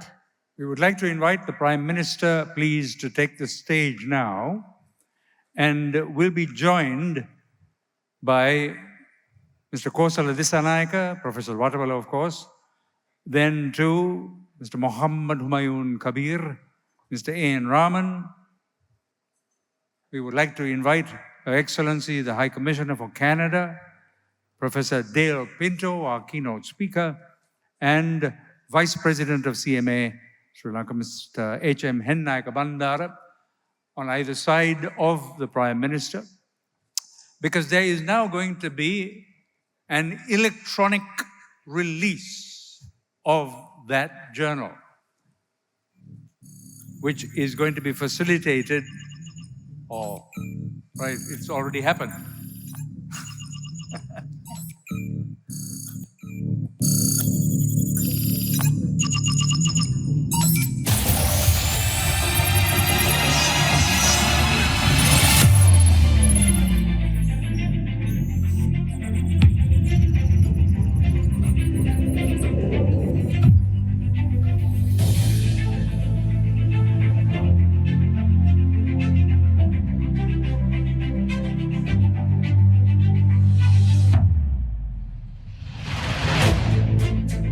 Once the pictures are done on screen, we would like to have all of those on stage assemble for a group photograph.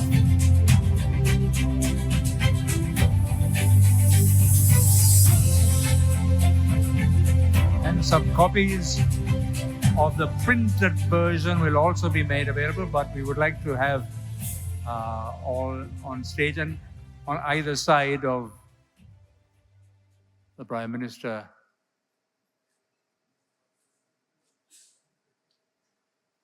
Okay, there we are. We're getting it moving.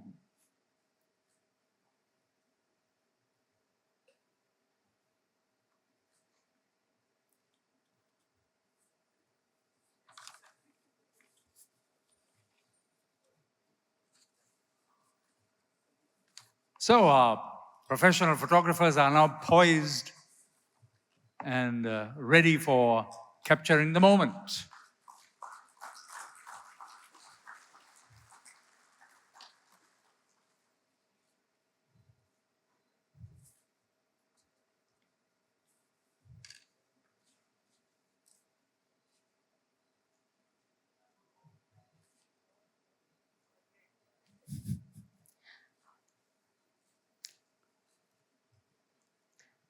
Okay, there we've had it. Right, Considering the contents, we'd invite those who have the journal to... But the Prime Minister must remain on stage for another presentation which follows this one. And that is, as was mentioned by Professor Wattabella, those signal contributions of over 50 years in the accounting profession are now to be recognized with some special awards, yes. So this is a special moment, we might say. And we have the Honorable Prime Minister poised to now hand over to those that we invite on stage, and they will come one by one. And please, we would like to suggest, if you don't mind, that after you come up on the stage and have received the presented memento, you remain on stage on either side for another group photograph later. So there is no going back to your seat and coming back up again for a group photograph. We might as well form the group as it happens. We'll say no more, but invite Mr. H.D.S. Amarasuriya, eminent business icon and corporate leader with over 50 years of elite international stewardship across multinational enterprises, state institutions, and regulatory bodies. He had an outstanding trajectory as head of the Singer Group for many years, and he served 3 decades as chairman, concurrently managing global operations at senior regional vice president and leading the Global Business Council. He's also currently the chairman of the Advisory Council of CMA Sri Lanka. As Arun mentioned, there's no going back, only forward. And next, we recognize Professor Lakshman R. Wattabella himself. Professor Wattabella is a highly distinguished Sri Lankan leader who has made profound contributions to accounting, corporate governance, and national economic development. He has served as the president of the Institute of Chartered Accountants of Sri Lanka and the South Asian Federation of Accountants, while also serving as the visionary founder of CMA, CPM, and AAT Sri Lanka. Next recipient is Mr. P.D. Rodrigo, a distinguished corporate leader with a proven track record as territory senior partner for PricewaterhouseCoopers, Sri Lanka, and Maldives, and of course was chairman of the Ceylon Chamber of Commerce.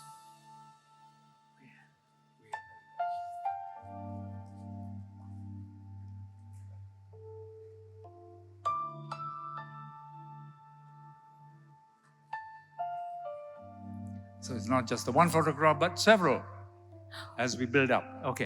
Warm congratulations. And our next recipient is Mr. H.A. Wehal, a distinguished financial executive, educator, and corporate governance leader with a stellar career of over 50 years, spanning international public accounting, academia, and executive management.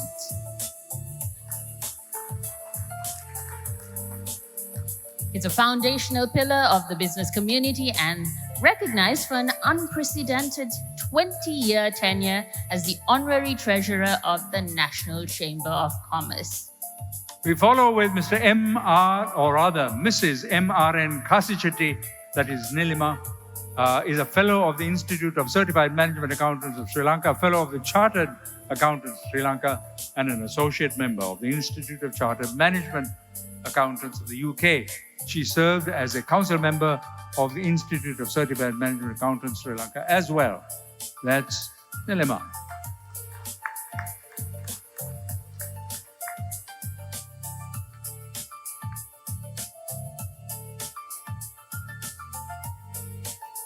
Also marking this milestone is Mr. T. Someswaran. The Institute of Certified Management Accountants of Sri Lanka proudly confers its Golden Jubilee Award on him. He is an FCA, FCMA, founder member of CMA Sri Lanka, distinguished chartered accountant, institution builder, corporate leader, and senior founder partner of SJMS Associates, now associated with Deloitte.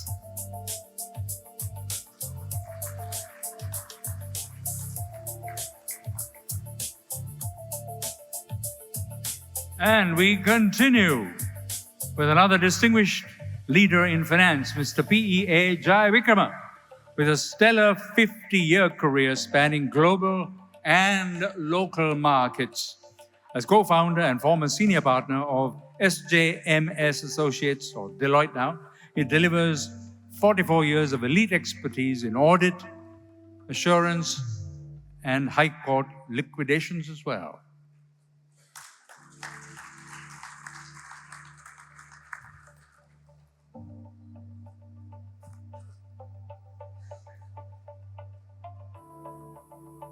Our next recipient is Mr. A.W. Wickramasinghe, a distinguished corporate leader with over 4 decades of leadership within the Coca-Cola organization, culminating in roles such as finance director and chairman of Coca-Cola Beverages Sri Lanka.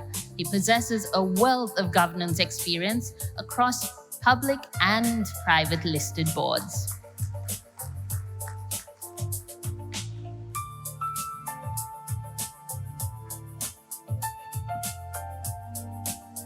It's with pleasure that we next invite Mr. W.F.S. Ahangama, a highly accomplished fellow member of the Institute of Chartered Accountants and the Association of Chartered Certified Accountants, with a distinguished career of over 55 years steering financial strategy and corporate governance across the UK and Sri Lanka. He transitioned into senior commercial leadership as the Chief Accountant of Mercantile Credit, and of course had a 31-year tenure as the Group Finance Director of Capital Maharaja Group.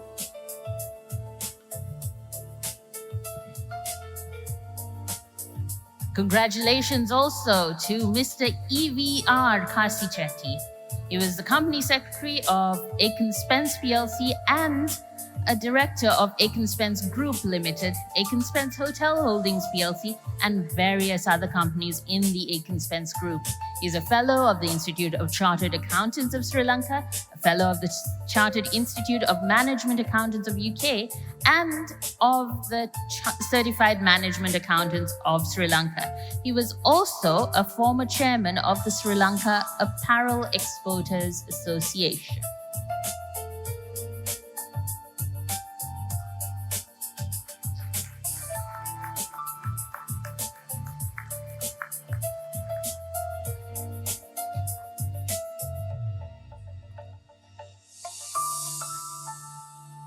Then next, we would like to invite Ms. Y.S. De Silva, an eminent fellow chartered accountant and highly distinguished corporate leader with an extraordinary career spanning over 5 decades in practice management, institutional governance, and professional education. Has a track record of executive stewardship at Creston, Sri Lanka, serving as partner since 1974 and culminating a landmark 14-year tenure as the firm's managing partner. She was inducted into the CA Sri Lanka Hall of Fame, possesses profound governance expertise, through multi-decade council membership across the Council of CS Sri Lanka, AAT Sri Lanka, and the University of Sri Java.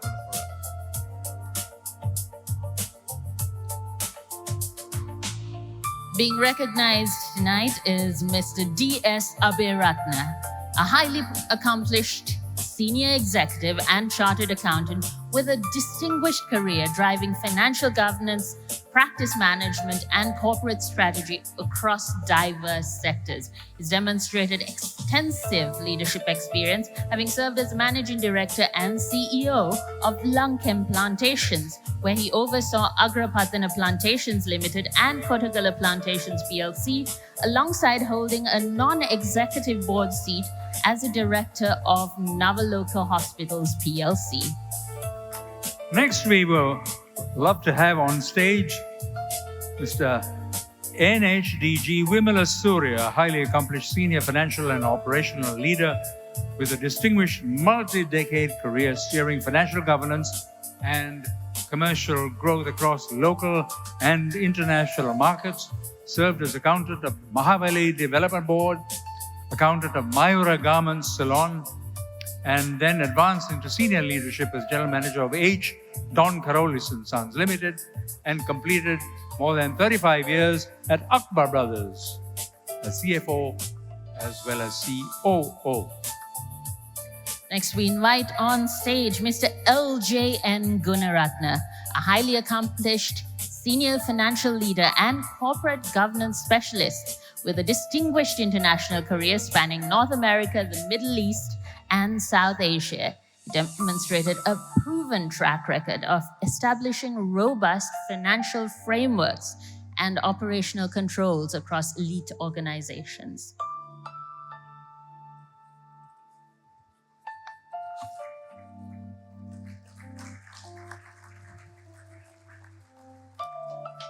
Then we follow with Mr. S.K.S. De Silva, a highly accomplished senior executive entrepreneur and finance professional with more than 50 years of distinguished experience steering financial control and management across both the public and private sectors, demonstrating an exceptional record of long-term corporate leadership as co-founder and managing director of Infotex Private Limited.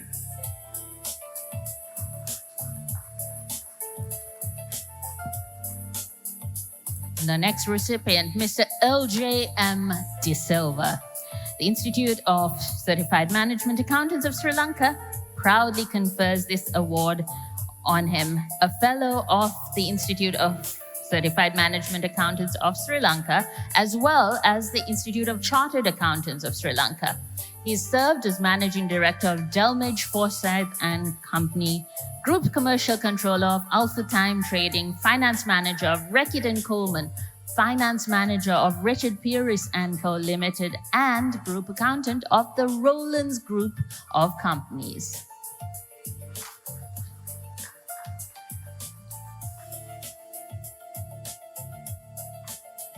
And now that we have all assembled on stage, that's where our photographers get busy with a group photograph. You might need to direct them somewhere.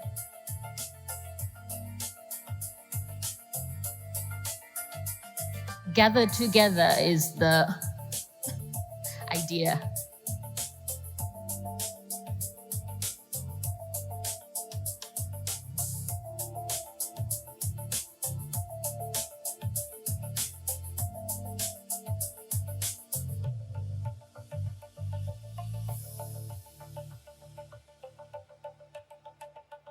Would that be a millennium of experience on the stage, Aaron? I reckon.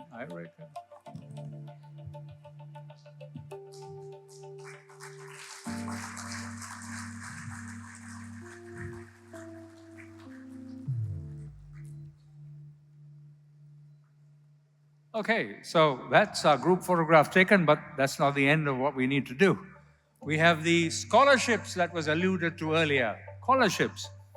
And so we would like to have Mr. H.M. Hennayaga Bandara, Mr. Nanda Siri Ponnam Peruma, Mr. Gajendra, then Mr. Asanga Vimalaratna, Mr. Sanjeev Guruge, Mr. Sureka Ketavala, Professor Ajwad, Kosal Disanayaka and Madhumi Pereira also up on the stage, because this is going to be that formal presentation which we heard of, probably the first time that we have seen or heard of an attempt like this, where scholarships are being, and full scholarships, mind you, for government servants to follow the CMA course in management accounting.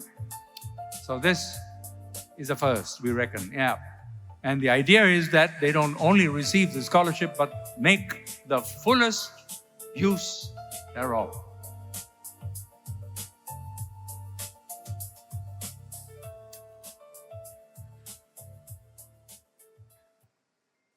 Here we have the official presentation. 50 scholarships represented in that handover. Not just 50, Arun, 100. 100, I beg your pardon. Yeah. No short change there. 100. 100 scholarships, full scholarships for government servants.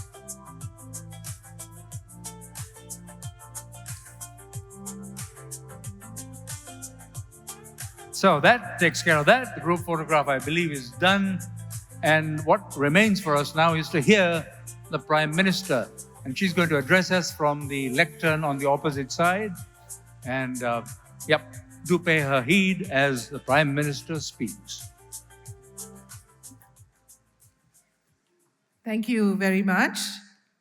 Her Excellency Isabel Martin, High Commissioner for Canada to Sri Lanka and the Maldives, Professor Lakshman Watawala, Founder President of the CMA Sri Lanka, Keynote Speaker Professor Dale Pinto, President of the South Asian Federation of Accountants, Mr. Muhammad Humayun Kabir, Council members of CMA Sri Lanka, President and Chair of the Board of CPA Australia, Mr. A.N. Raman, distinguished local and international speakers, members of the corporate sector and professional institutes, ladies and gentlemen, very good evening to all of you. I'm so pleased to be here at the CMA International Management Accounting Conference 2026. I congratulate CMA Sri Lanka for convening this extremely important gathering. First of all, let me extend my appreciation to CMA, to Professor Watawala and his team for the presentation of 100 scholarships to the public sector. I think this is an amazing gift you have given us. This is something we would value greatly, because as I will be explaining in my talk tonight also, this is an area we really need to strengthen. What you said was quite correct. For our economy to continue to grow, stabilize, and be competitive, not only do we need a vibrant private sector, but we need an efficient government sector as well. And in that, I think this will go a long way in our efforts to make sure that our government sector is competent, is skilled, and able to provide the right environment for our economy to thrive. So thank you very much for this. I'm absolutely grateful, and I know the President and the rest of the Cabinet will be equally happy with this gesture. CMA Sri Lanka has, over the past 26 years, played an important role in strengthening the management accounting professionals in our country. Established with the assistance of the Government of Canada and subsequently incorporated by an Act of Parliament as Sri Lanka's National Professional Management Accounting Institution, CMA has made a significant contribution to developing skilled management accounting professionals who continue to support sound governance, business excellence, and economic progress, both across the public and private sectors. The theme of this conference, Crisis, Stability, and Growth. Unfortunately, we are using these words far too much these days, because I think we are dealing with so many crises, such a state of instability, that instability seems to be the new norm. So the theme of this conference is Crisis, Stability, and Growth, a management accounting lens. I think this is both extremely timely and very relevant. Around the world, organizations and governments are navigating an increasingly complex landscape shaped by economic uncertainty, geopolitical tensions, and evolving sustainability expectations. In such an environment, sound management accounting is no longer merely a accounting or a financial function. It is a strategic discipline that enables informed decision making, prudent risk management, efficient resource allocation, and long term value creation. I commend CMA Sri Lanka for bringing together policymakers, business leaders, academics, and accounting professionals to engage in discussions that are vital to Sri Lanka's economic future.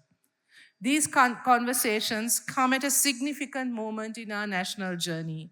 Sri Lanka, as you all know, traveled a very difficult path over the past few years, emerging from an unprecedented economic crisis and natural disasters through mainly the resilience of our people, difficult policy decisions that had to be made, and the collective effort of many institutions, many of whom are present here today or represented here today.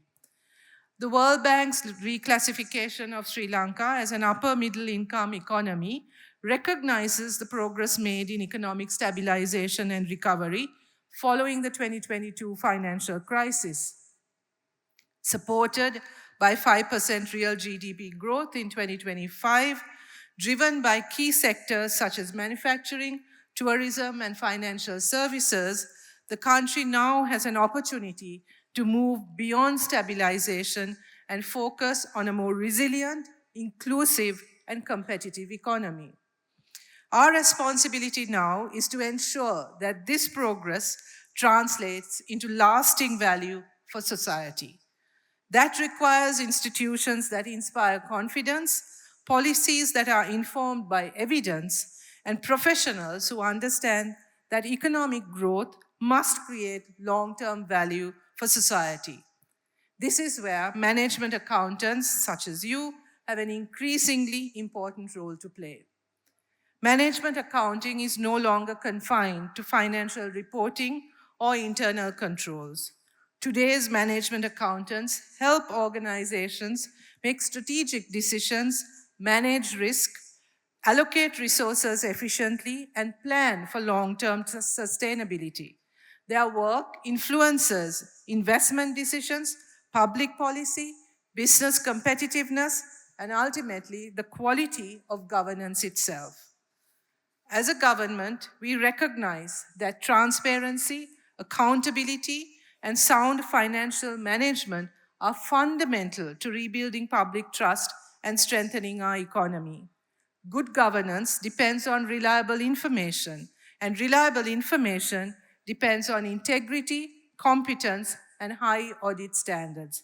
I must say, Professor Vatavala, that many of us now in cabinet are overseeing the audit and finance committees that are established in our ministries. We are looking at the financial annual reports that have to be submitted. Each ministry, each institution that is under us is expected to do this, and this has to be then submitted to Parliament and then subsequently for financial oversight to various parliamentary committees such as COPE and COPA. However, I regret to say that there are some institutions, some ministries, I think the Honorable Ravi Karunanayaka here will also agree with me, we are still looking at annual reports and audit statements from as far back as 2017, 2018, 2019. It is only now that we are able to get them up to speed and get them to current status. This has been a huge struggle that we've witnessed over the last 1.5 years, where many of these good financial practices or accounting principles have simply not been followed and there has been no sense of accountability or no oversight, and no one has been held responsible for these lapses. So you can see how lightly these issues have been taken in the public sector in the past. But I can assure you that that is no longer the case. We all take these very seriously. These accounting standards have to be followed. Accounts have to be presented on time, they have to meet standards, and those that do not are held to account. Increasingly, organizations are expected to demonstrate not only their financial results, but also how they create long-term value through good governance, responsible environmental practices, social responsibility, and ethical leadership. Investors, regulators, and the public alike now expect greater transparency and accountability in the way organizations operate, both public and private sector organizations. This changing global landscape is reflected in the introduction of mandatory sustainability disclosure standards under SLFRS S1 and SLFRS S2 for leading listed companies. While SLFRS S1 provides a framework for reporting sustainability-related risks and opportunities that may affect an organization's financial performance, SLFRS S2 focuses specifically on climate-related risks and opportunities. Together, these standards encourage organizations to integrate sustainability into governance, strategy, risk management, and performance measurement. They reinforce an extremely important principle that long-term economic success, environmental responsibility, and social well-being are closely interconnected and must be pursued together. These principles are equally relevant to the public sector. Effective public financial management depends on accurate and timely information that enables governments to plan strategically, allocate resources efficiently, measure performance, and deliver better outcomes for people, for our citizens. This, again, is a culture that we are trying to really inculcate within all the ministries, the departments, and institutions, where decision-making is not personality-driven on personal agendas, but actually based on evidence, data, and facts. At a time when Sri Lanka is committed to strengthening fiscal discipline, and we have shown what fiscal discipline can achieve in a country in the last 1.5 years, and improving the quality of public services, management accounting provides valuable tools to enhance productivity, transparency, and accountability across government institutions. Reliable cost information is therefore not simply an accounting exercise.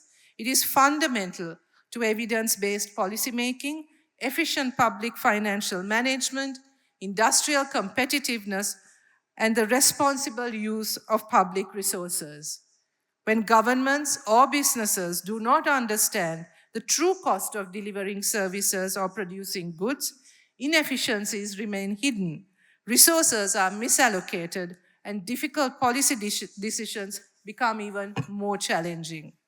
Modern management accounting also encourages us to recognize costs that traditional financial reporting has often overlooked, including the costs of environmental degradation, the inefficient use of natural resources, social inequality, and public health impacts. I think as I walked in, Dr. Raman, you were talking about all of this. I'm sorry I missed the earlier part of your presentation, but I think this is what you were talking about, really understanding the social cost of financing. Sustainable development requires us to account not only for immediate financial returns, but also for the long-term economic, environmental, and social consequences of today's decisions. By doing so, management accounting supports more resilient institutions, more competitive business, and a more sustainable future for Sri Lanka. As we pursue economic transformation, strategic management accounting can also help businesses become more competitive by supporting innovation, improving productivity, strengthening exports, attracting investment, and identifying new opportunities for growth. This is where professional education becomes indispensable. Professional institutions such as CMA play a vital role in national development. They are not simply centers of learning, they are institutions that shape values, strengthen professional ethics, and develop the expertise that modern economies require. One of CMA Sri Lanka's greatest strengths greatest strengths is its commitment to integrating academic excellence with practical professional training. Producing job-ready professionals is essential if we are to bridge the gap between education and employment.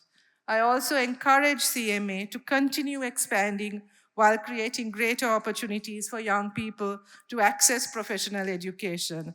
I'm happy that we are able to implement the education reforms that we've been planning for so long, where we are going to be introducing a vocational pathway into the A-level stream, where 1 year of their training will be in the industry, so that when they leave school not only with that academic qualification, but also with that industrial qualification, which will give our learners an edge in the job market.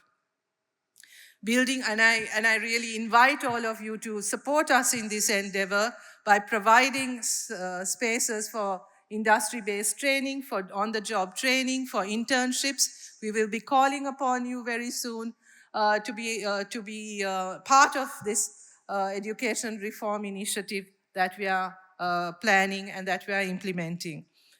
Building a resilient and competitive economy depends on developing professionals who possess not only technical expertise, but also the judgment, integrity, and adaptability required to lead in a rapidly changing business environment. The accounting profession is changing rapidly. Artificial intelligence, digital technologies, automation, data analytics, and sustainability reporting are transforming the skills required of tomorrow's professionals. Technical competence alone, however, is no longer enough. Future accountants must also be strategic thinkers, ethical leaders, effective communicators. Professor Vatavala, I think, is an excellent example, and lifelong learners who are comfortable working with emerging technologies while understanding the broader economic and social context in which they operate.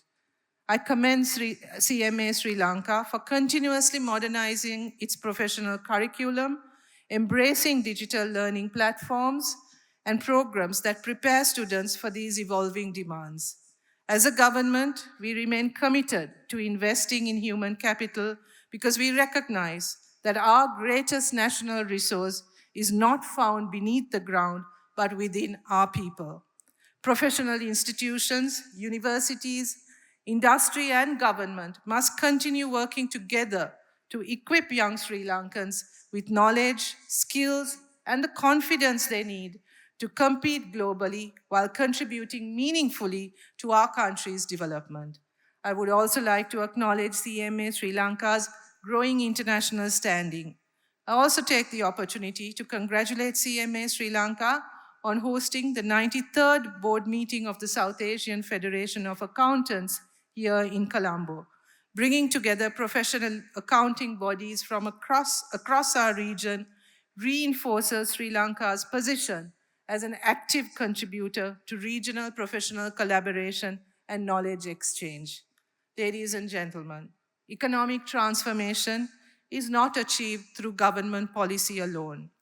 It requires strong institutions, responsive and efficient public sector, responsible businesses, ethical professionals, informed citizens, and partnerships built on trust. I encourage all participants to use this conference as a platform not only to exchange ideas, but also to develop practical solutions that help strengthen institutions, improve governance, and enhance competitiveness that would create lasting value for our country.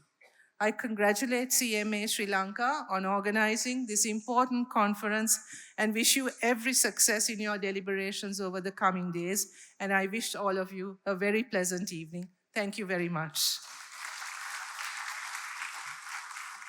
We'd like to invite our Prime Minister to linger a little longer, only so long as it takes for Professor Vatavala to get to the stage and hand over a token of appreciation. 100 scholarships was more than enough. Well, this is for you, not the 100.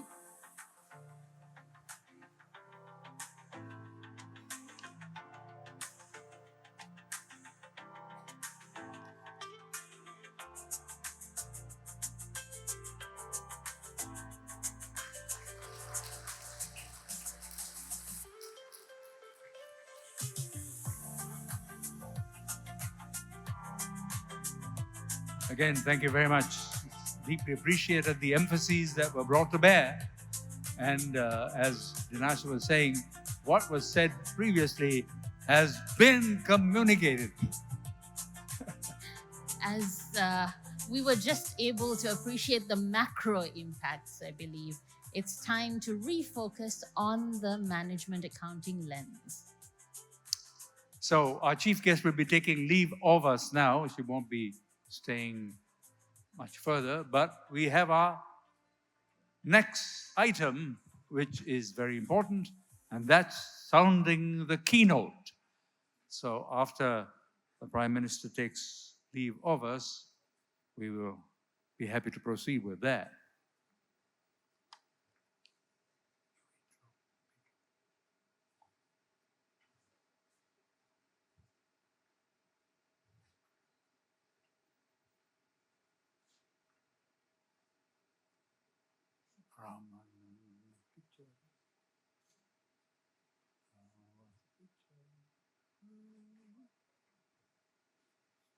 Some moments just have to be captured.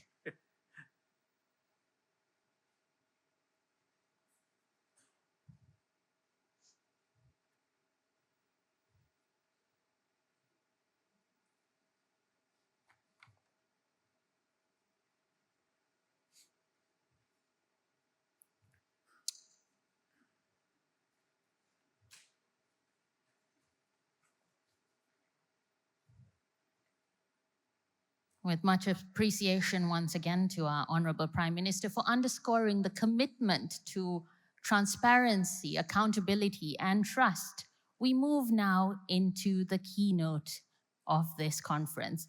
And our keynote speaker, Professor Dale Pinto, has over 30 years of board experience in the not-for-profit, government, and regulatory sectors, as well as in professional law and accounting bodies and in academia. He's a John Curtin Distinguished Professor at Curtin University and is currently chair of the academic board, serving as a professor of taxation law. He's also a fellow of CPA Australia. So we would like to invite Professor Dale Pinto.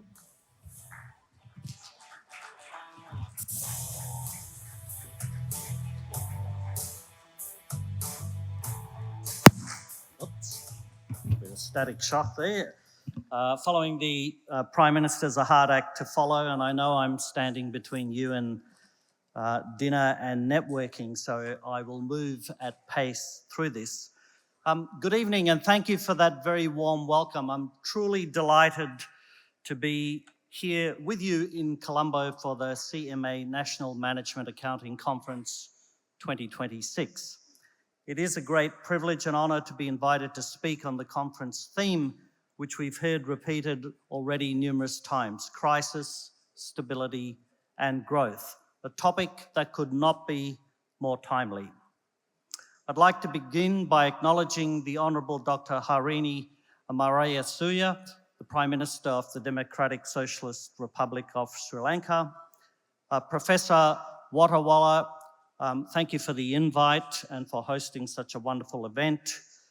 Muhammad Humayun Kabir, the President of SAFA. Her Excellency Isabel Martin, the High Commissioner for Canada in Sri Lanka and the Maldives. And A.N. Raman, past President of SAFA and Advisory Council member of the Institute of Certified Management Accountants of Sri Lanka, CMA Sri Lanka. I also warmly welcome and thank distinguished guests, fellow professionals, business leaders, academics, and members of CMA Sri Lanka. So let me begin by briefly introducing CPA Australia, the organisation I am immensely proud to represent this evening. We are one of the world's largest professional accounting organisations. And this year is a very special one for us as we celebrate our 140th anniversary, which is a milestone that speaks powerfully to resilience and adaptability.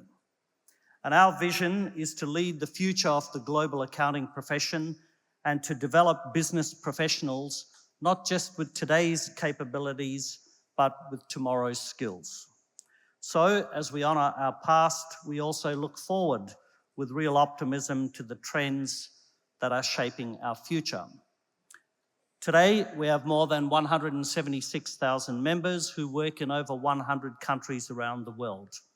This includes around 2,700 members in the wider South Asian region and more than 600 members here in Sri Lanka. And our members work across every sector of the economy, from large multinational corporations to small businesses and startups, financial institutions to not-for-profit organisations and governments, as well as universities.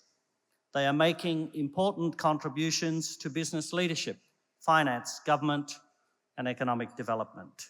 And many serve as CEOs, CFOs, board directors, regulators, entrepreneurs, and trusted advisors. And what unites our members is a shared commitment to professional excellence, ethical leadership, and lifelong learning. And our members are not simply accountants. They are increasingly strategic thinkers, risk managers, and business partners. And increasingly, they are helping organisations navigate exactly the challenges captured in today's conference theme. So over the past decade, organisations around the world have navigated a succession of profound disruptions. We've faced a global pandemic, geopolitical conflicts, supply chain breakdowns, inflationary pressures, climate-related challenges, cyber threats, and unprecedented technological change. And Sri Lanka has not been immune, facing significant economic and social challenges. Yet it has shown remarkable resilience and a determination in pursuing recovery and reform, and that resilience deserves genuine recognition. And against this backdrop, one key question emerges, and that is, what is the role of the professional accountant in helping organisations not only survive crises, but help build stability and create sustainable growth? And my answer is simple. The professional accountant is no longer merely the custodian of financial information. Rather, we are the architects of organisational resilience, trusted advisors, guardians of governance, and drivers of value creation. And today, I want to explore how management accountants and finance professionals are evolving to meet this challenge, particularly in an age increasingly shaped by artificial intelligence, data, sustainability imperatives, and geopolitical uncertainty. Now, colloquially, of course, we know accountants have been called many things, including bean counters and scorekeepers. And in this traditional sense, accountants have been chiefly valued for their accuracy, compliance, and stewardship. And these characteristics still remain important to our profession and always will. However, modern organisations now operate in a dynamic environment characterised by volatility, complexity, and ambiguity. Information travels instantly, risks emerge unexpectedly, stakeholder expectations continue to expand. So as a result, boards and executive teams are increasingly looking to finance professionals for answers to critical questions, such as, what are the emerging risks? How resilient is our business model? Which investments will create long-term value? How should we respond to technological disruption? And how can sustainability be integrated into strategy? And these are not accounting questions alone. They are strategic questions. And management accountants are uniquely positioned to answer them, sitting as they do at the intersection of finance, operations, strategy, risk, and performance. The finance function is evolving and transforming from being the scorekeeper I talked about of the past to becoming a navigator of the future. We no longer just have to perform the function of oversight. We have to provide insights. We have to tell the stories behind the numbers and foresight, what we predict might happen on the basis of the information before us. This shift is visible across virtually every sector of the economy. In manufacturing, finance teams are helping organizations optimize supply chains and improve operational resilience, something we heard about earlier. In financial services, they are supporting digital transformation and strengthening risk frameworks. In the public sector, they're helping governments allocate scarce resources more effectively and deliver greater accountability to its citizens. And increasingly, finance professionals are participating in strategic discussions from the outset, rather than being brought in after decisions have already been made. The most effective organizations today recognize that finance should not sit on the sidelines of strategy. Rather, it should be embedded and integrated deeply within the decision-making processes, helping leaders evaluate risks and identify opportunities in every course of action. This transformation, however, demands new capabilities. As we heard earlier, technical competence remains critical, but it is no longer sufficient. Communication, collaboration, influence, and commercial acumen have become equally, if not more important. So today's management accountant must be able to explain complex financial concepts in ways that enable action right across the organizations in which they operate. Now, when we think of the word crisis, it often carries negative connotations. Yet history teaches us that periods of crises frequently become periods of genuine innovation. Organizations that emerge strongest from disruption are those that develop three capabilities: agility, resilience, and foresight. And management accountants play a central role in all three. Agility requires timely information and rapid decision-making. Resilience requires robust risk management and scenario planning. And foresight requires the ability to translate data into insights and then into actions. And increasingly, finance professionals are expected to model several future scenarios, assess a range of potential risks, and support strategic choices under conditions of increasing uncertainty. This represents a profound shift in our profession. Success is no longer going to be measured simply by producing accurate reports. It's measured rather by enabling better decisions. And the experience of recent years has clearly demonstrated this reality.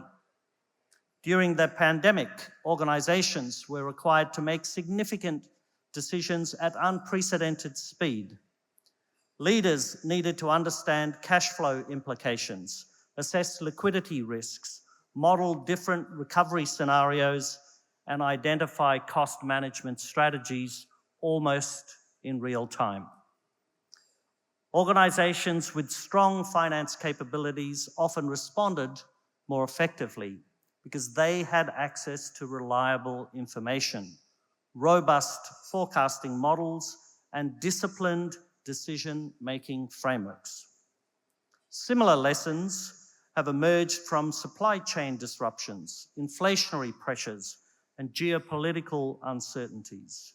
In each case, the organizations that adapted most successfully were often those that had invested in planning capabilities before the crisis occurred. And this highlights an important lesson for us all. Resilience cannot be built during a crisis, it must be developed beforehand. And management accountants therefore carry a responsibility not only to analyze current performance, but to prepare organizations for possible disruptions. Now, no discussion about the future of our profession would be complete without addressing artificial intelligence or AI. And it is undoubtedly one of the most significant technological developments of our time. Some view it with concern. A phrase often used now is AI dread, and others view it with excitement. So a new term that's emerged is the apocalyptimists.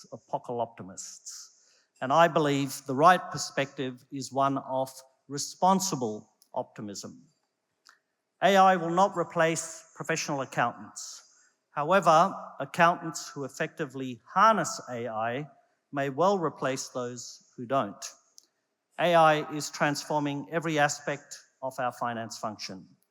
Routine tasks such as transaction processing, reconciliations, forecasting, variance analysis, and reporting are increasingly becoming automated.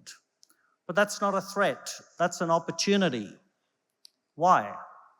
Because it allows finance professionals to spend less time collecting and processing information and more time interpreting, analysing, advising, and leading. Importantly, what we are seeing across the Asia-Pacific region is that organisations embracing technology and AI are often outperforming their peers. CPA Australia's Small Business Survey of 2025-26 found that high-growth businesses across the region are significantly more likely to invest in technology, adopt AI, strengthen cybersecurity capabilities, and use digital tools to improve decision-making. The survey identified greater use of AI as one of the common characteristics shared by the region's fastest-growing businesses. And this is an important message for Sri Lanka. As businesses continue their recovery and growth journey, technology adoption is no longer simply an efficiency initiative, but it needs to be a strategy to stay competitive. And organisations that effectively leverage AI can unlock deeper insights, improve forecasting accuracy, better understand consumer behaviour, strengthen risk management, and identify new sources of value creation. For management accountants, this creates extraordinary opportunities. The value of the accountant will increasingly lie not in producing information, but in asking better questions, challenging assumptions, exercising professional judgment and skepticism, and providing trusted guidance. The accountant of the future must, in my view, combine three forms of intelligence: financial intelligence, technological intelligence, and most importantly, human intelligence. Now, AI can generate outputs, but it's human intelligence that provides context, ethics, judgment, accountability, and leadership. Technology can identify patterns, but only people can determine the purpose. Technology can process information, but only people can build trust. And let me offer a practical example. Imagine a finance team responsible for preparing monthly business forecasts across multiple markets. Historically, this process may have taken several weeks and significant manual effort.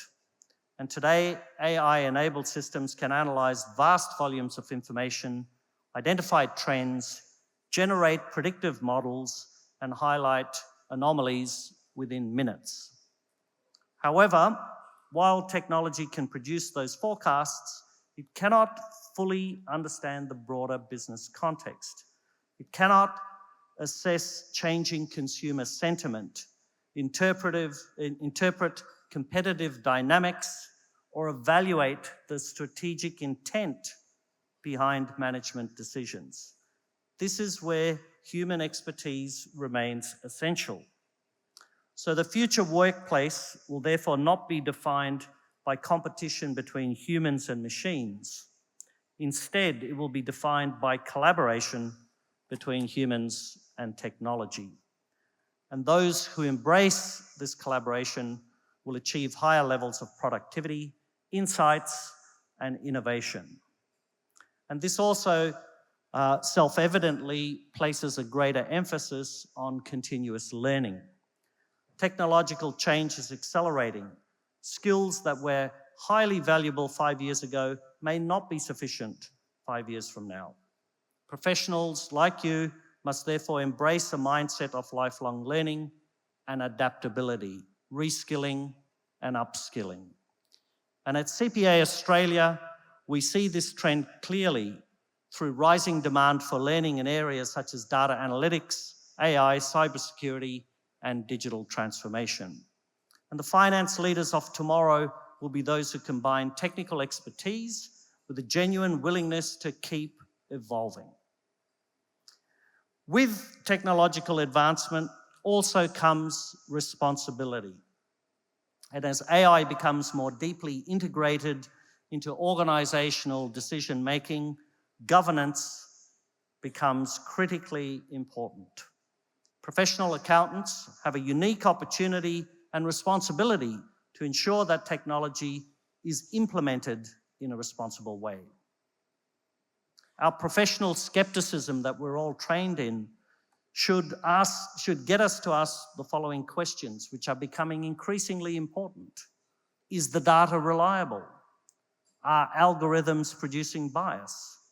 Are decisions transparent and explicable? Who is accountable when automated systems fail? These are governance questions, and governance has always been at the heart of our profession, and trust remains our most valuable asset. And in a world increasingly influenced by technology, the need for ethical leadership, human skills, has never been greater. Professional accountants must continue to uphold the values that define our profession: integrity, objectivity, professional competence, and accountability. And while technology may evolve rapidly, our ethical foundations must remain constant. Ethics is always on. One of the most important developments in business today is a growing recognition that long-term organizational success depends on sustainable value creation, something we've heard about already earlier this evening. Investors, governments, regulators, and communities increasingly expect organizations to demonstrate how they create value, not only financially, but socially and environmentally. And this is not merely a compliance or a reporting exercise. It's again a strategic transformation. And again, management accountants are ideally positioned to support this transition. They understand measurement, as we heard before, performance management, and resource allocation. And as organizations integrate sustainability considerations into business strategy, finance professionals must help quantify impacts, evaluate trade-offs, and support informed decision-making.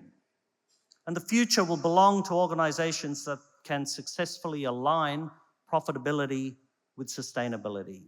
And management accountants will play an even more vital role in achieving that balance. And increasingly, business leaders recognize that environmental and social issues are not separate from financial performance. Climate risks can affect operations, supply chains, insurance costs, and access to capital. Social factors influence workforce engagement, productivity, and organizational reputation. And these considerations are becoming integral to business strategy and risk management. And management accountants, therefore, have an important role in helping organizations understand these interconnections. By measuring performance, setting targets, and evaluating investment decisions, finance professionals can help organizations move from aspiration to implementation. And in many respects, this is a natural extension of the professional's traditional strengths in accountability, measurement, and stewardship. Turning to data, we often hear that data is the new oil, and I'd suggest a small but important modification. And that is, data is only valuable when it's refined into insight and transformed into action.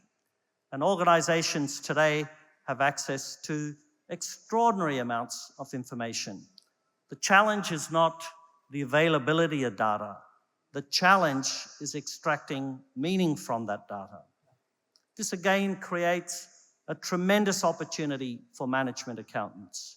Your expertise in performance management, in cost management, and strategic analysis positions you to become genuine leaders in data-driven decision making. So tomorrow's finance professional must be comfortable working alongside data scientists, technology specialists, and business leaders. Accountants must become translators, storytellers, converting complex analytics into practical business insights. And the organizations that use data effectively will gain that real competitive advantage. And the professionals who can bridge finance, technology, and strategy will be among the most influential leaders within those organizations. Turning to Sri Lanka's opportunity, Sri Lanka stands at, I believe, an important moment in its economic journey. Challenges remain, but so do significant opportunities. Economic recovery requires investment, innovation, productivity improvements, and strong governance. Professional accountants and management accountants have an essential role to play in supporting these objectives by strengthening financial management and transparency, improving resource allocation, and supporting evidence-based decision-making that we heard the Prime Minister talking about. Our profession contributes directly to economic development. And the quality of a nation's institutions is closely linked to the quality of its financial stewardship. And strong finance professionals help create strong organizations. And strong organizations help build strong economies. CPA Australia has witnessed firsthand the capability, resilience, and leadership that exists within the Sri Lankan finance community. Our network of more than 600 members in Sri Lanka continues to play an important role in supporting organizations, strengthening governance, and building investor confidence throughout the region. These professionals are helping organizations navigate change, embrace technology, manage risk, and create sustainable value. They demonstrate every day the critical role that you as finance professionals play in supporting economic growth and societal progress. This is a responsibility and an opportunity that we should embrace with confidence. And Sri Lanka's future will depend not only on economic policy, but on the capability of its institutions, its businesses, and its professional workforce. The country possesses significant strengths, including a highly educated talent pool, a strategic geographic location, and a growing digital economy. These strengths create real opportunities to attract investment, enhance productivity, and participate more fully in regional and global value chains. Professional accountants can contribute directly to this progress by promoting transparency, strengthening governance, and supporting sustainable investment decisions.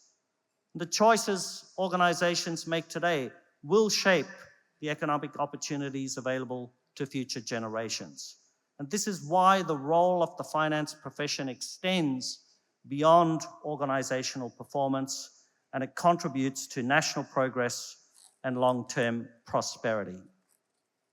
So as we look ahead, I believe the future professional accountant will possess 5 defining characteristics. They will be, firstly, strategically focused, understanding not only financial performance, but business strategy and value creation. Second, they'll be technologically enabled by leveraging AI, automation, and digital tools to improve decision-making. Third, they will be data literate, transforming data into meaningful insights that drive actions. Fourth, they'll be sustainability-minded, supporting long-term value creation and responsible business practices.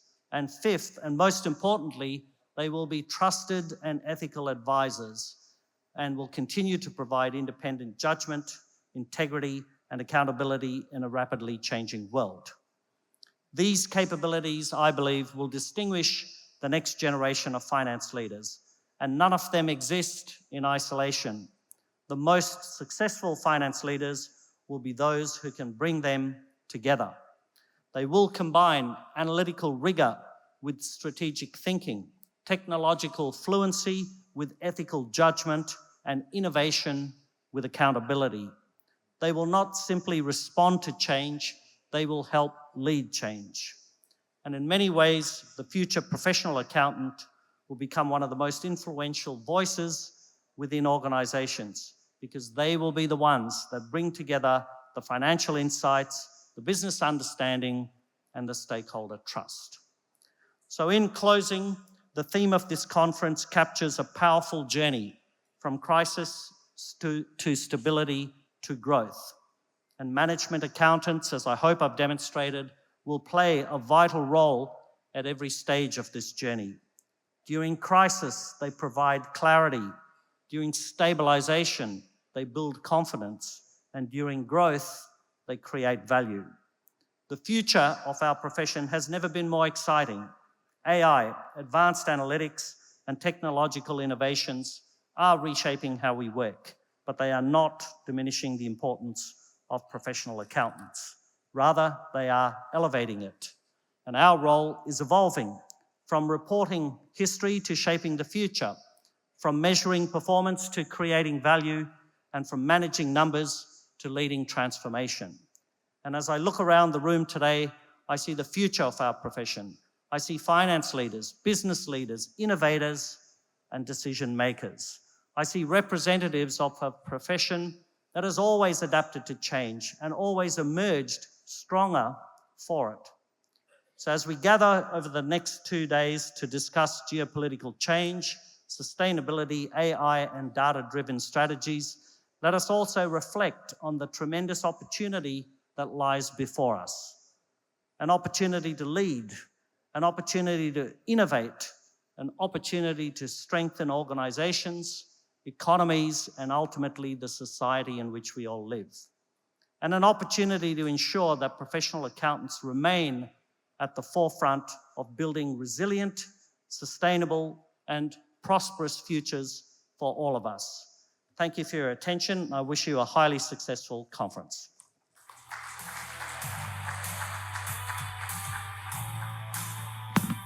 Thank you. Yes, indeed. So we would like to invite Professor Wattawala back again on stage in his now well-used role as presenter of a token of appreciation to our distinguished speakers.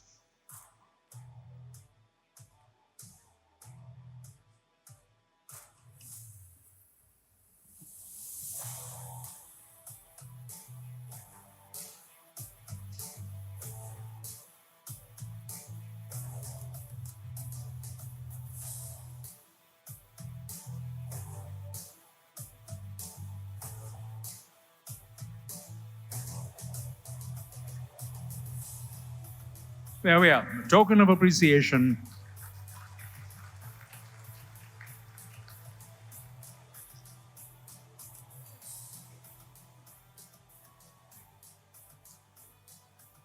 Thank you very much. What happens now? Well, this is an artistic intervention from what I can gather.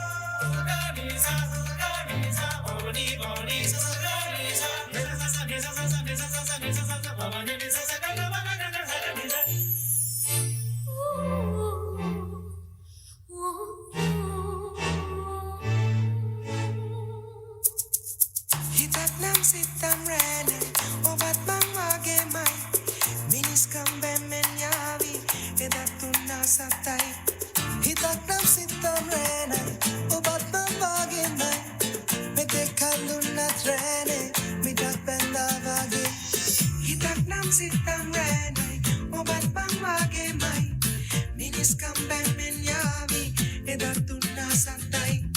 Hitak nam sitam renai, obat pang magemay, medikalun na trene, midapendavale. Hinawin giuna kali nedukat kisida, tikat pot hikuduna nam nedukat peduna, etik pot halune rene ekunot behemai, itin mera dukan nebunet samgiyen sattai.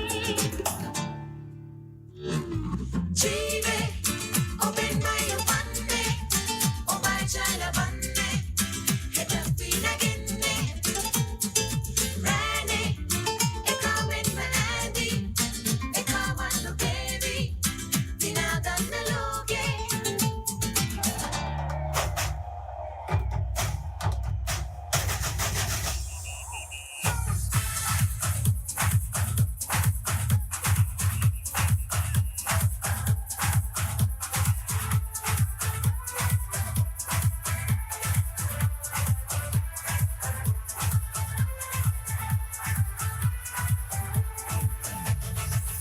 Levanta a mão pro ar e deixa o pé arrastar. Mãozinha na cintura, quero ver você dançar. Todo mundo batendo, o coração acelerando, dançando e rebolando sem parar. E quando o sol raiar, a alegria vai chegar. Todo mundo vai dançar, a vida vai brilhar. Quando o mundo conquistar, todo é samba do Brasil. Entrou e faz samba do Brasil, sensacional. Samba do Brasil é mundial. Samba do Brasil, fenomenal. Samba do Brasil.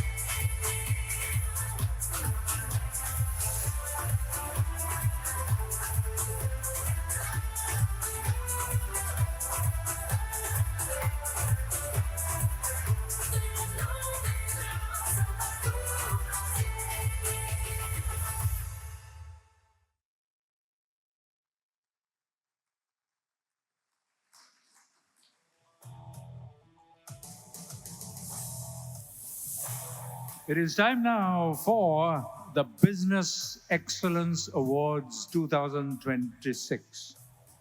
These are presented to outstanding CMA members in recognition of their professional achievements and contributions. So it's apt that Professor Pinto just outlined what characteristics that kind of professional would have.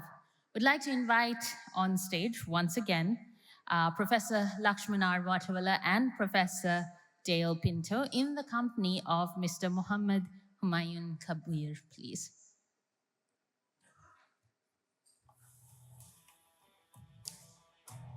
So we have two segments, if I may express it in that way. We have the Business Excellence Awards and Merit Awards. We will start with the Business Excellence Awards. I think our presenters are now forming into position on stage, and I will speedily move on to invite the recipients to come up on the stage. And of course, we have the group photograph, which is planned at the end of that session. So we have Kaushika Jayalat, Principal Solutions Consultant at Oracle. He's an Order of Merit graduate of the Australian Institute of Company Directors. There he is, an industry mentor at leading Australian universities, areas of AI and finance transformation.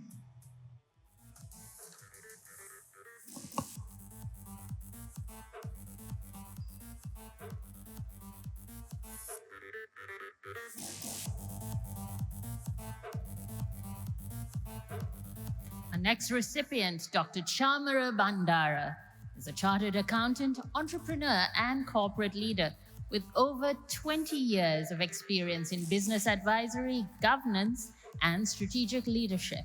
He's the president of AAT Sri Lanka, founder of SCB Corporate and Berry Technology.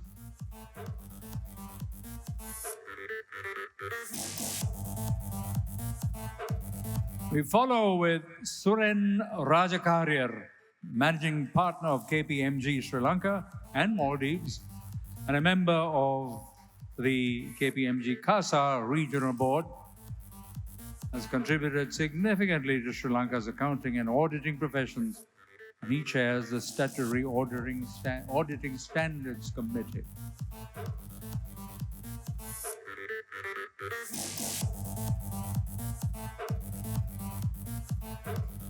Mr. Lakshman Abeysekara is a distinguished senior chartered accountant with over 30 years of experience in the public and private sectors.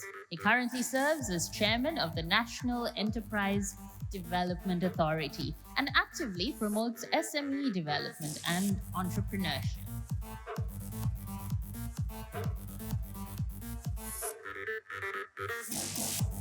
He may not be present right now. So we move to Ms. Gayatri Manatunka, Country Managing Partner of EY, Sri Lanka and Maldives, and Head of Assurance with over 31 years of professional service and experience.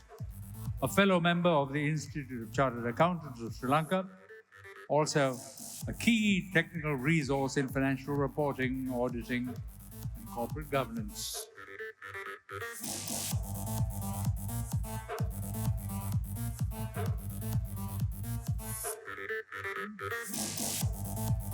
Our next recipient, Mr. Sanjeeva Samaranayake, is the Chief Financial Officer of Sri Lanka Telecom PLC with over 25 years of management experience across manufacturing, trading, and service organizations in Sri Lanka and overseas. A fellow of CMA UK and CMA Sri Lanka with an MBA from the Postgraduate Institute of Management and a Bachelor of Commerce from the University of Colombo. That's Mr. Sanjeeva Samaranayake. The next of our Business Excellence Awards is to Mr. Charminda Kumarasiri, a fellow member of CMA Sri Lanka, a chartered accountant, independent director, and management consultant with over 2 decades of leadership experience in finance, corporate governance, strategy, and business transformation. He's an alumnus of the University of Sri Jawatanapura and also secured an MBA from the University of Colombo.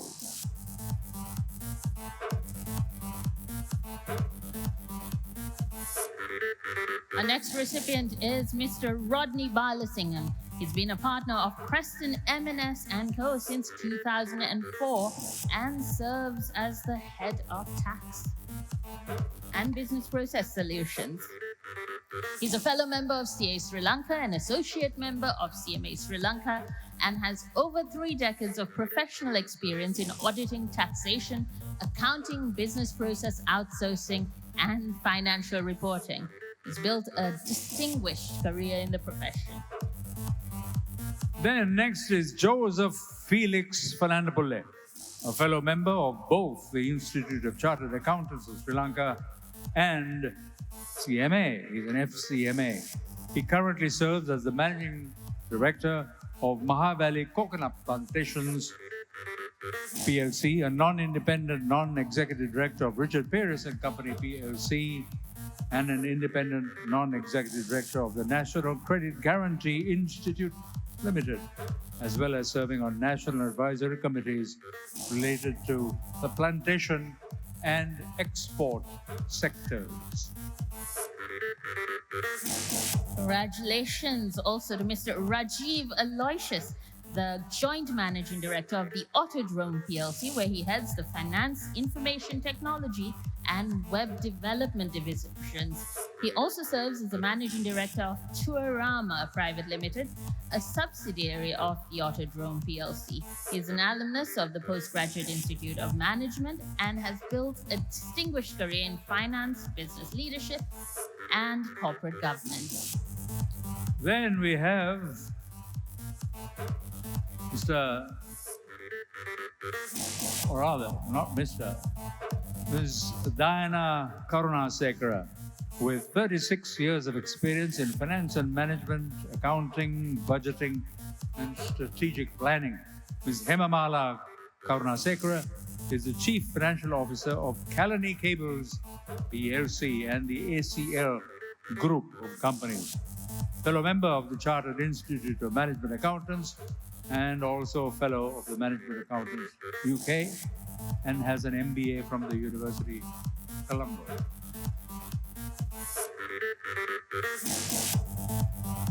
Mr. Bhadrajit Sirivardhana is the Chief Executive Officer of King's Hospital, Colombo, with extensive leadership experience in healthcare, finance, and business transformation.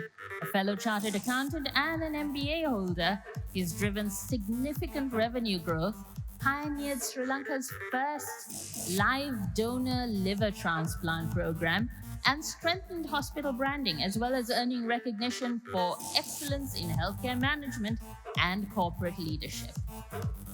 So that's our complete number of those recipients of the Business Excellence Awards 2026. Group photograph follows.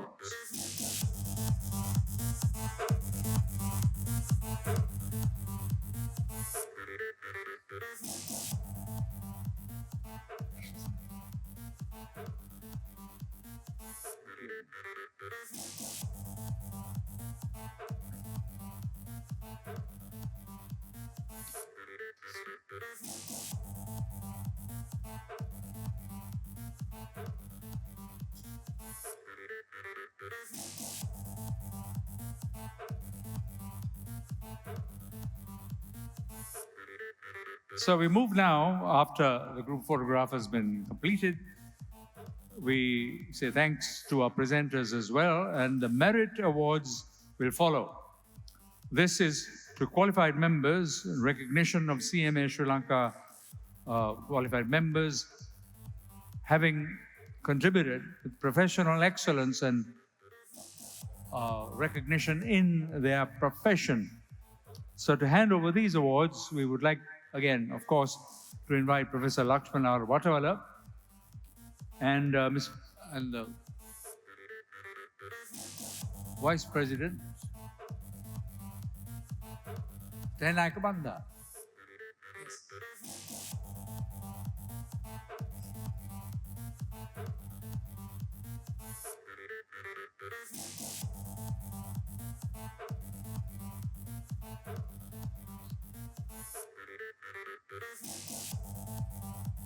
Okay, so we have many presenters, all set and ready. Merit Excellence Awards, we call them. We start off with Ms. Champika Dolangwala, who is a finance professional with, there we are, with more than 32 years of banking experience. And she's the Chief Financial Officer at Ceylon Bank.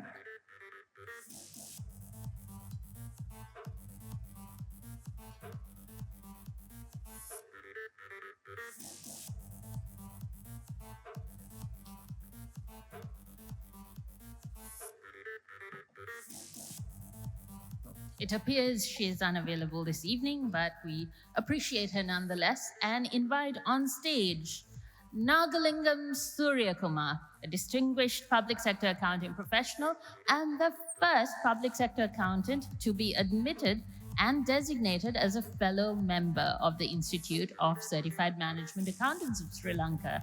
He has served as an examiner for both CMA Sri Lanka and the Department of Examinations and has made significant contributions through his active involvement in the Public Sector Management Committee of CMA. We follow now with Dayal Veerasurya, a seasoned finance and business transformation leader with more than 20 years of experience across finance, operations, and digital transformation. He has delivered significant cost savings, enhanced operational efficiency, and driven strategic financial leadership across manufacturing, trading, logistics, and service sectors. Congratulations to Nuan Bogahalanda. He's a finance professional with over 25 years of experience across diverse industries, including international assignments. As the CFO of Bogavanta Lava Tea Estates PLC, he oversees the company's financial strategy, reporting, treasury, budgeting, and capital investment decisions.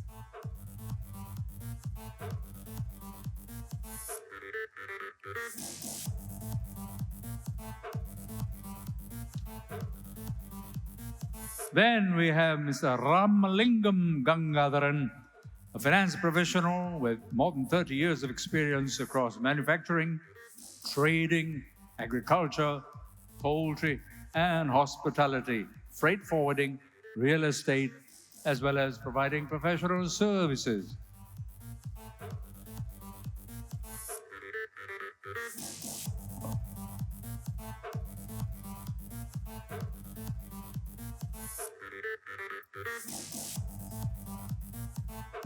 So now we have the group photograph, of course, of the merits all done, assembled that way. Yeah, thank you.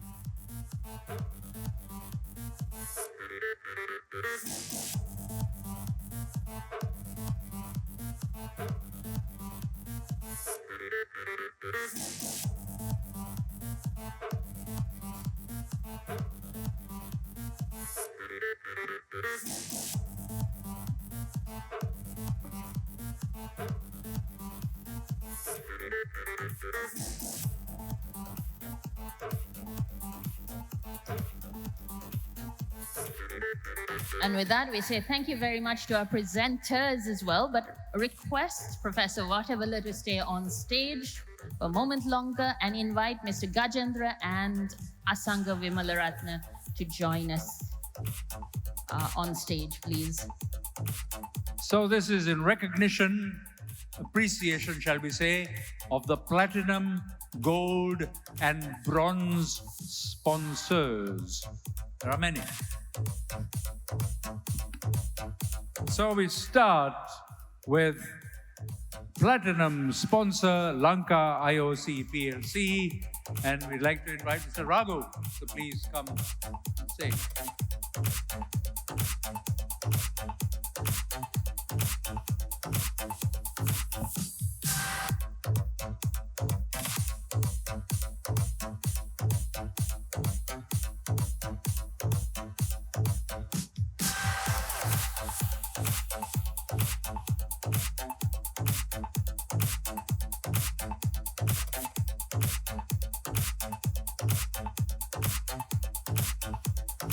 Also, our platinum sponsor, Diesel and Motor Engineering PLC, represented by Ms. Madhurika Samarasekara.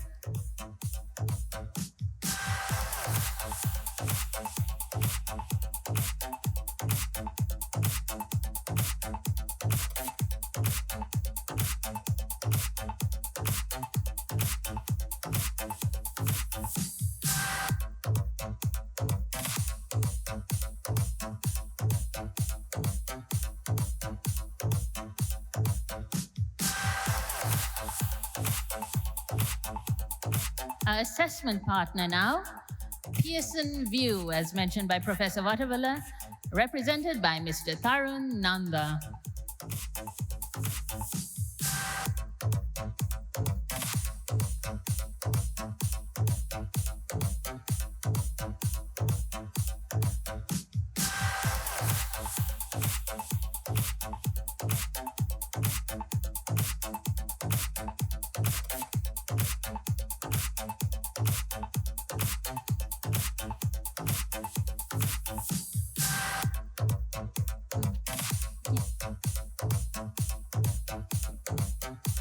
Then we have Aman's Group, and that's the gold sponsor. Danushka Disanayaka, please to come.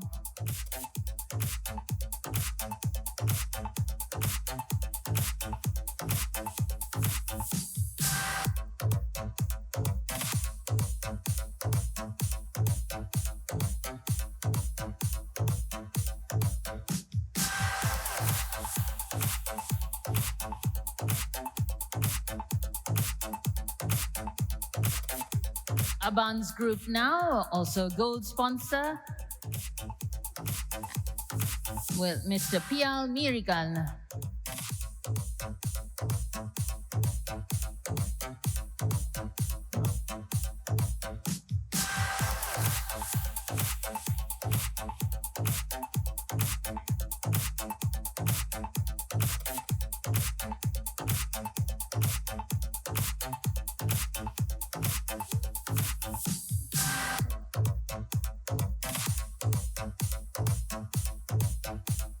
I think we've done that. So Selinco Life Insurance Limited, gold sponsor.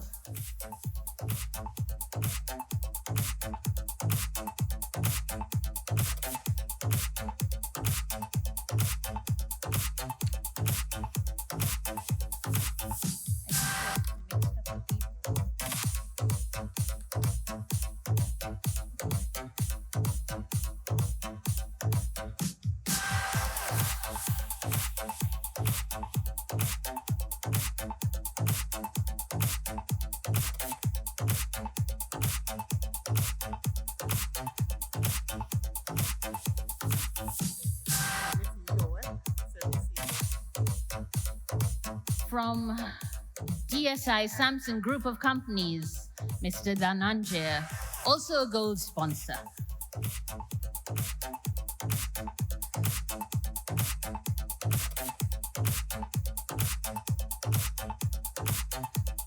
Yep, immediately following DSI Samsung Group of Companies, another gold sponsor is Heycarb PLC, and we call Mr. Prasad Virokun if he's here to come on stage.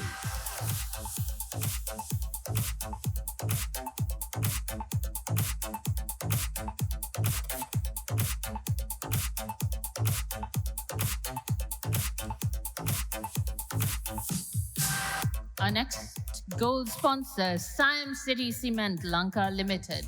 Mr. Nandana Ekanayaka represents.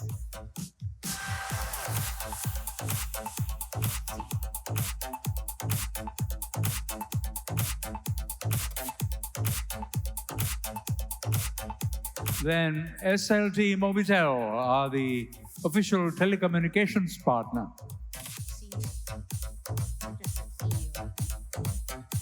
Mr. Riaz Rashid, the CEO, is welcome.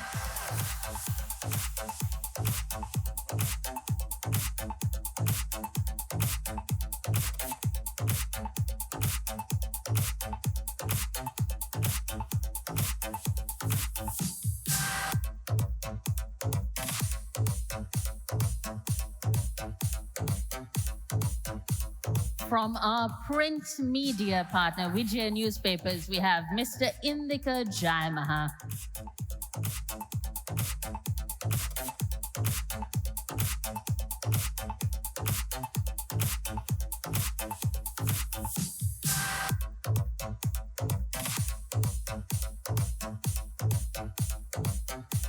Then we have the official automobile partner, and that's Stafford Motor Company Private Limited, and we call Mr. Sanjeeva Gunaratna.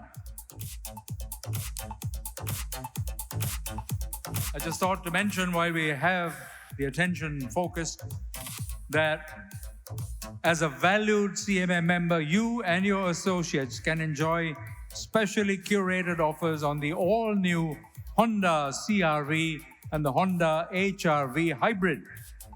At the exhibition center downstairs at the lower level, you will be able to see and speak with the Honda sales executives who will be very happy to share some details on the exclusive services offered by Stafford Motor Company Private Limited. That's the official automobile partner. Now, Thank you also to our gold sponsor, Union Assurance PLC, and Mr. Shashika Pereira representing them.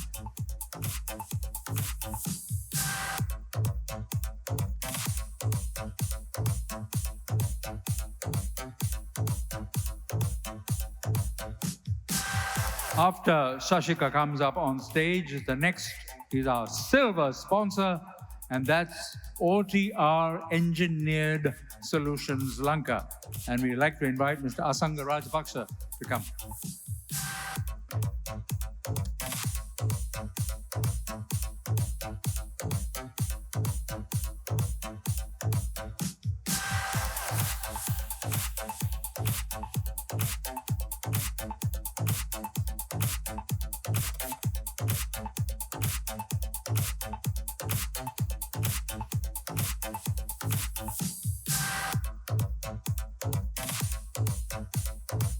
Thank you too to our silver sponsor, Built Element Limited, and Mr. Sasi Ganeshan represents.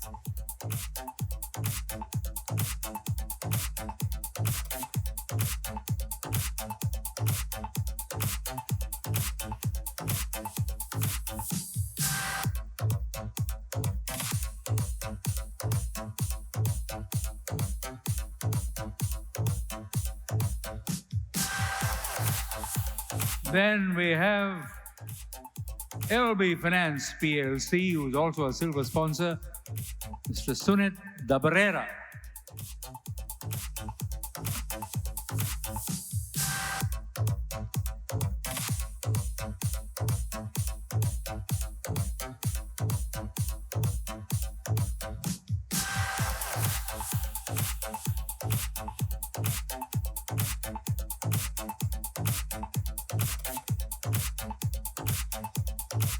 From People's Bank, our sponsor, Ms. Gayatri Jayasena.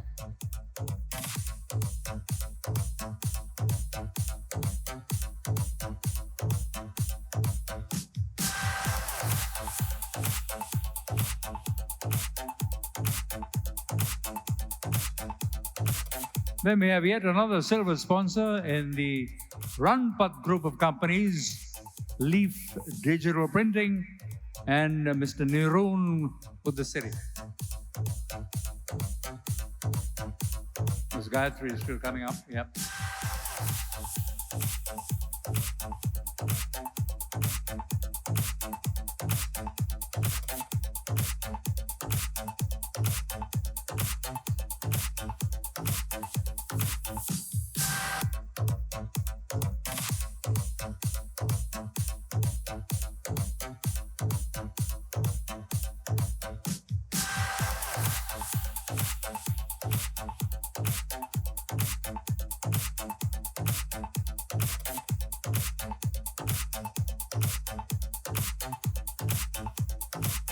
Our silver sponsor, Singer Sri Lanka, and we have Mr. Kanchana Thukoralu representing.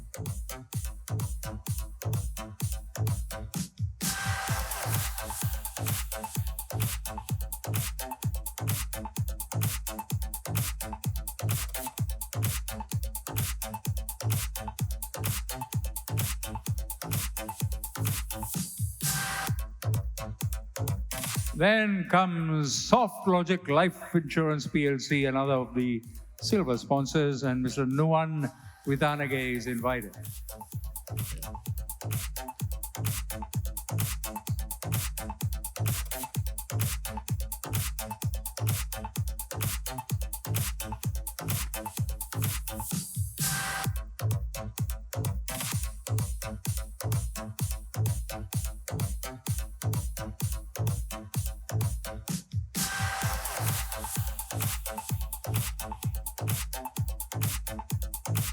Then we have Citizens Development Bank PLC, CDB, Okay. a sponsor, and we have a representative from them on stage, please. May we invite a representative, please? Take up.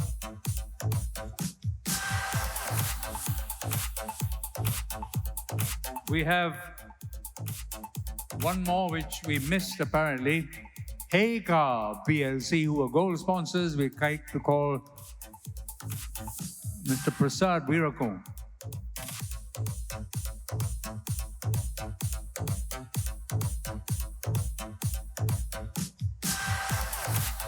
Yeah.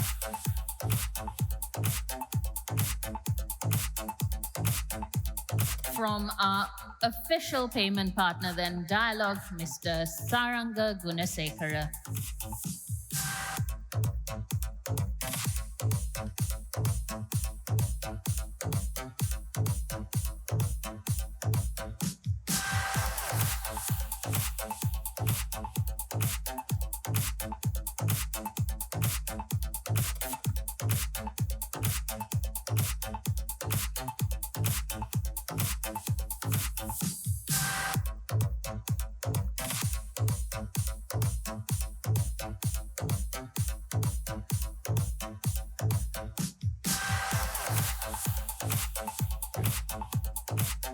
Then comes NSB, Business Relations Partner. Ms. Iomi, please.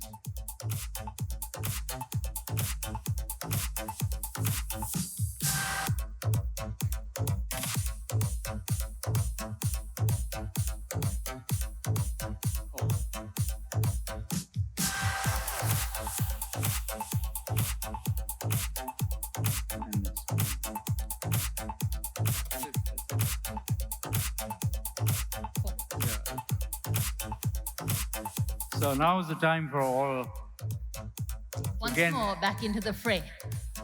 back on stage for the final group photograph.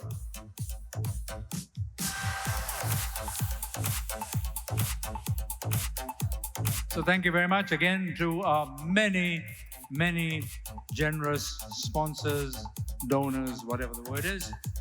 They have been very generous.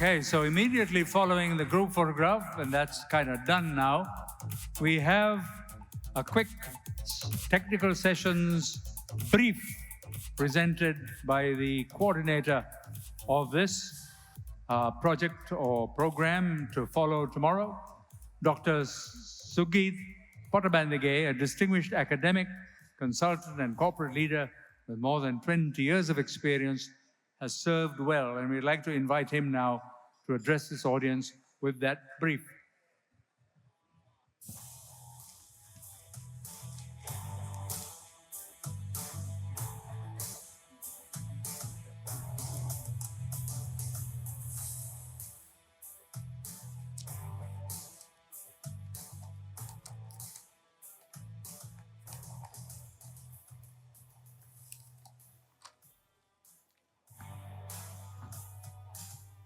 Given that I am forced to intrude into your dinner plans, I promise you I'll keep it the shortest speech out of tonight. With the formalities, the President of CMA Sri Lanka, members of the Governing Council, invited dignitaries, industry leaders, members of the profession, well-wishers, ladies and gentlemen, good evening. It is my privilege, indeed, not very sure as for the audience by now. However, it is my privilege as the coordinator of the technical session to share with you this evening the thinking behind the technical program that awaits you tomorrow. I believe the most important thing of this national conference is the technical sessions. This conference convenes under the theme Crisis, Stability, Growth, a Management Accounting Lens. It's heartening to see that almost all the speakers put a lot of effort to reflect on the topic and look at it from a management accounting lens.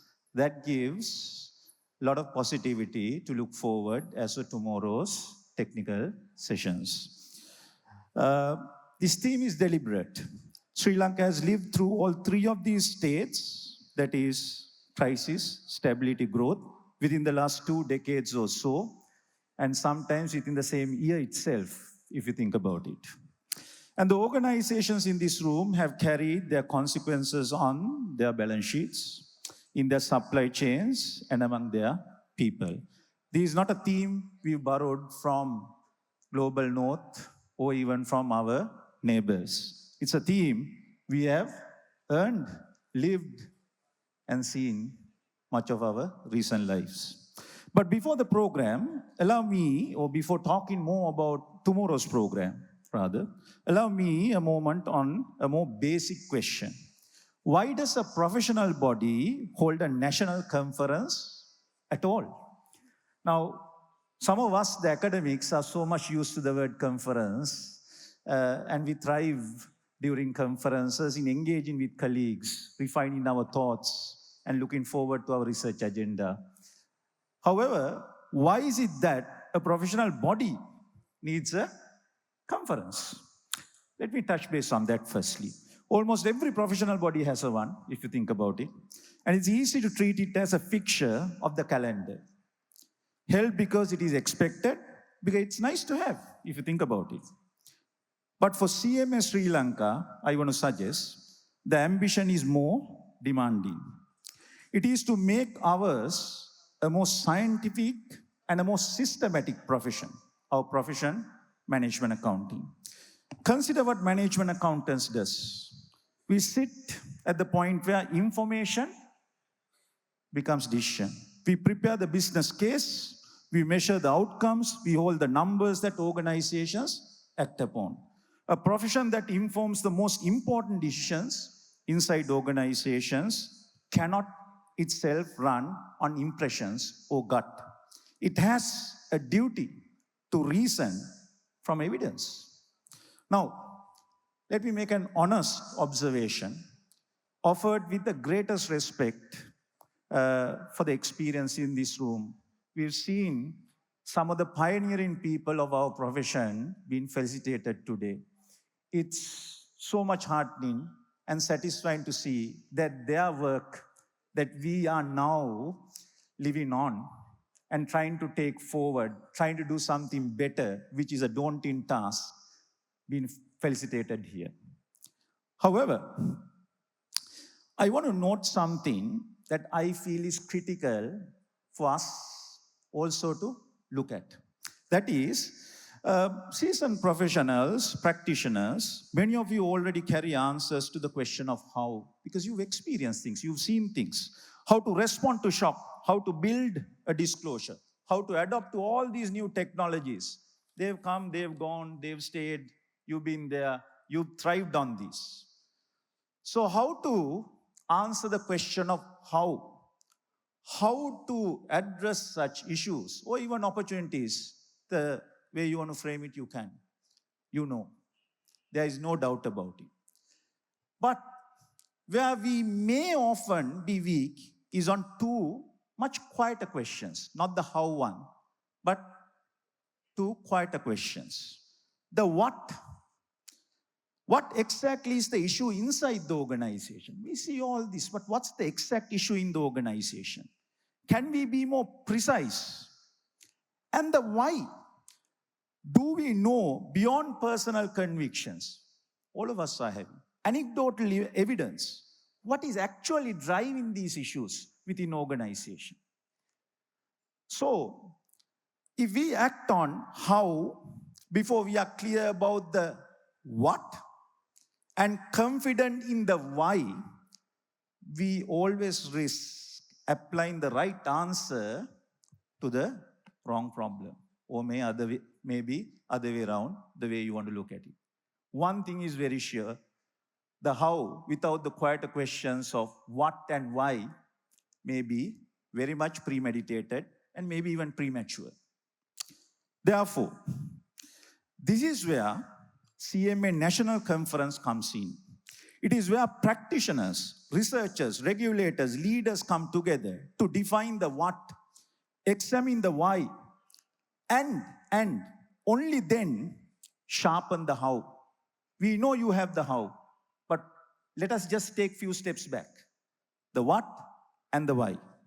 It is the profession thinking together systematically about the phenomena we are best placed to address. That is the spirit in which this technical program has been designed. And to see that, a lot of the speakers before me embraced that thought, reflected, tried to contribute. That shows the unique opportunity this conference is creating. So let us turn to this year's conference that will happen tomorrow, the technical ones.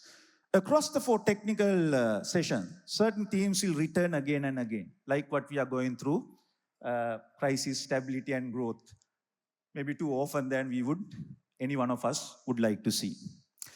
Geopolitical turbulence, sustainability moving from a voluntary to mandatory regime, the race to adopt artificial intelligence set against the struggle to generate value from it, and data and analytics as an asset in their own right.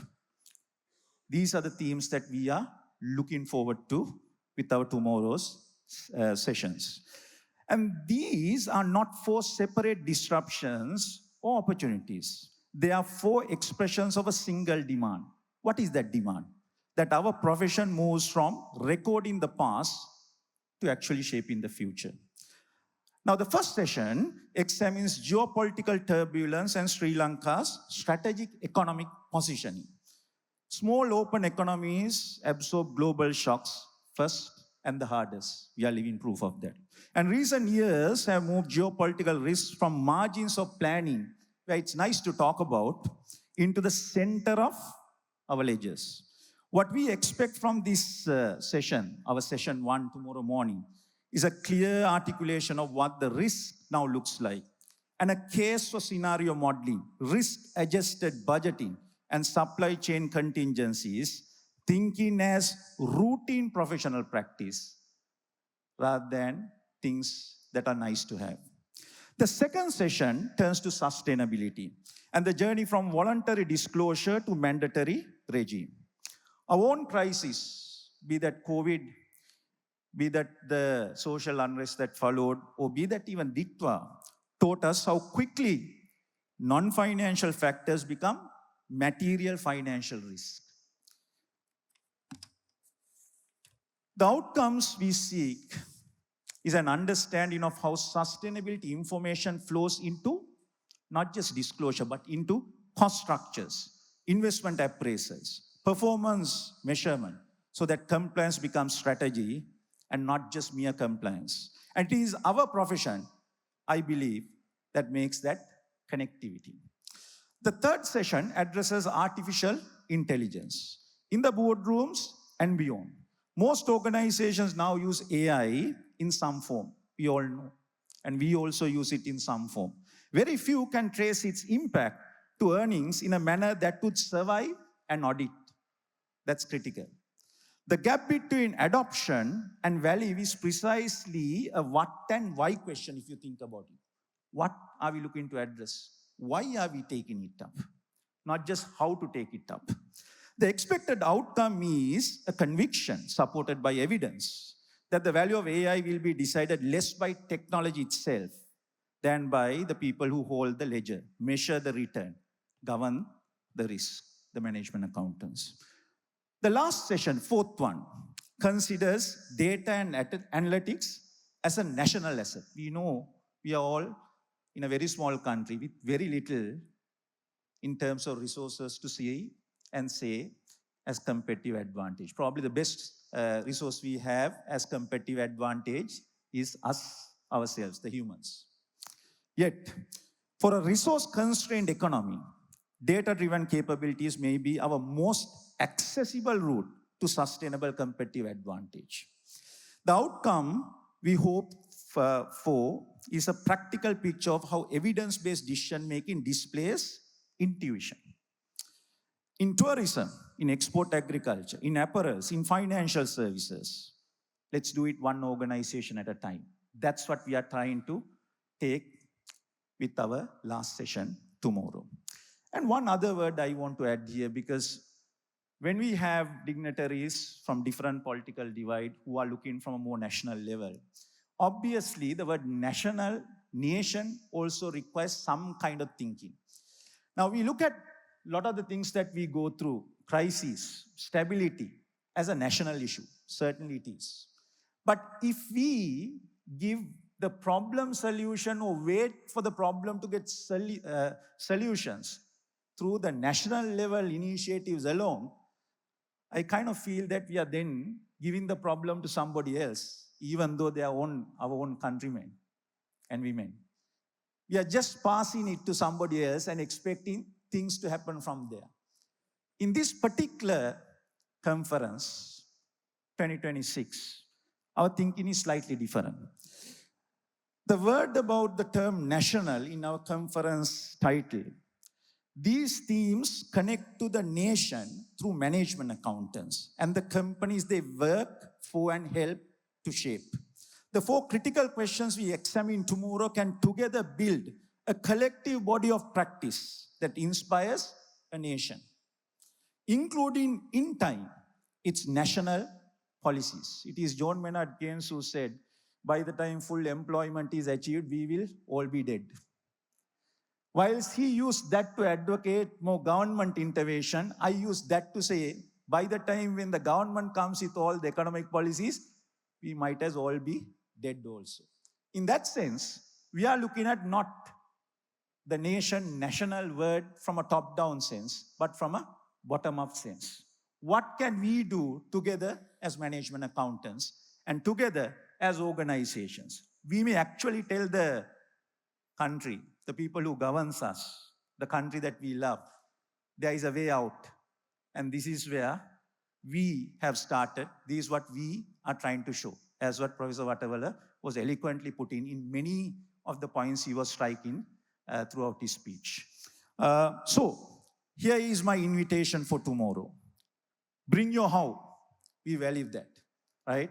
Me being an academic myself and flirting with professional stuff, we certainly value the experience because the profession needs it, but listen for the what and interrogate the why, because that is where a profession becomes a discipline. If by tomorrow's evening, each of us leaves with one problem more precisely defined, what, and one explanation better tested, the why side, this conference will have done its work. That was our thinking for the last 2 to 3 months.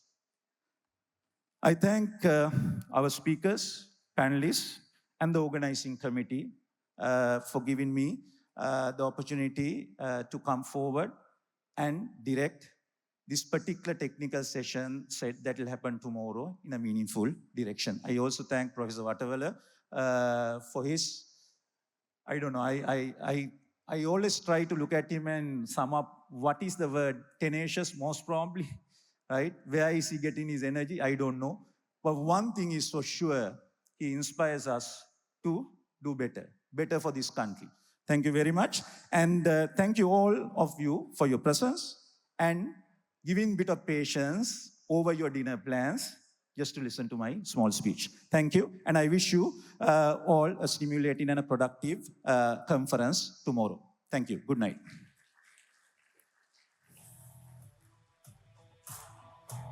And that is how you answer Professor Pinto's request for asking better questions.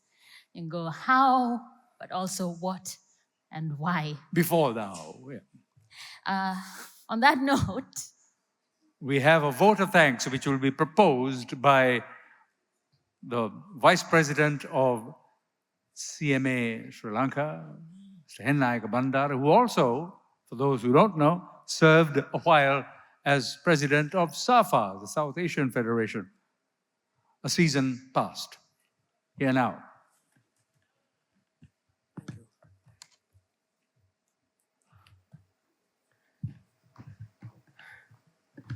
Our chief guest, guest of honor, special guest, keynote speaker, foreign delegates, distinguished invitees, ladies and gentlemen.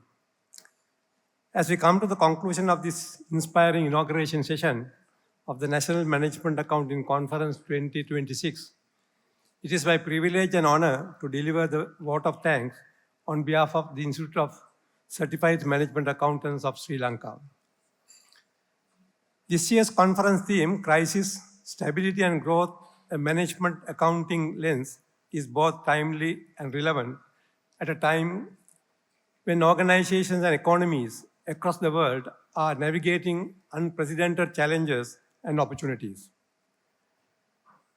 The insights shared during this session have reinforced the vital role of management accounting in driving resilience, informed decision-making, sustainable growth, and long-term value creation. First and foremost, I wish to express our deepest gratitude to our chief guest, Honorable Dr. Harini Amarasuriya, the Prime Minister. Honorable Prime Minister, despite your demanding national responsibilities, you graciously accepted our invitation and honored us with your presence this evening. Your inspiring address and thoughtful perspectives on the nation's economic and social development have greatly enriched this occasion and encourage us to continue contributing towards a stronger and more prosperous Sri Lanka. I also extend our sincere appreciation to our distinguished keynote speaker, Professor Dale Pinto. Professor, your insightful keynote address provided valuable perspective on the evolving global business environment and the strategic importance of management accounting in navigating uncertainty and fostering sustainable growth. We are grateful for your contribution and for sharing your expertise with us. A special word of appreciation goes to the guest of honor, Her Excellency Isabel Martin, High Commissioner of Canada to Sri Lanka and the Maldives. Your presence today has added international significance to this conference, and we are deeply grateful for your support and encouragement. Our sincere thanks are also due to Mr. Mohammed Humayun Kabir, President of the South Asian Federation of Accountants, for joining us as a special guest. Your presence reflects the strong professional collaboration that exists among the accounting bodies of the region, and we greatly value your support and encouragement. We are equally honored by the presence of Mr. A.N. Raman, one of our Advisory Council members, past President of SAFA. Thank you for your continued support to the accounting profession and for being part of this important event. I wish to acknowledge with gratitude the leadership of Professor Lakshmana Vattavala, President of CMA, whose commitment continue to guide the Institute in advancing the management accounting profession. My sincere thanks also go to the members of the conference committee and the secretary for their dedication and hard work in organizing this conference. A special note of appreciation is extended to Dr. Sugit Patabendige, coordinator of the technical sessions, for his efforts in designing a comprehensive technical program that promises to provide valuable learning and professional development opportunities for all participants. I would also like to extend my sincere appreciation to all the chairpersons of the technical sessions and the distinguished panelists who have generously agreed to share their knowledge, expertise, and experience. I also congratulate and thank all our award recipients whose achievements we celebrate today. Our sincere appreciation is extended to all sponsors and partners whose generous support has contributed significantly.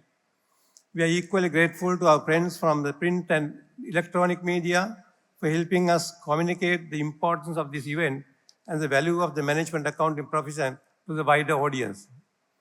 I would also like to thank our distinguished invitees, all foreign delegates, heads of member bodies of SAPA, and participants for your presence and active engagement.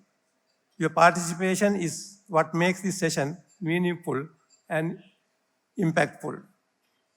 Finally, my heartfelt appreciation goes to the members of the Council and the staff of CMA Sri Lanka for their dedication and tireless efforts behind the scenes in ensuring the successful organization of this event. With those words of gratitude, I once again thank each and every one of you for your valuable contribution to this memorable inauguration session. I wish you all a productive, insightful, and rewarding conference. Thank you and have a pleasant evening.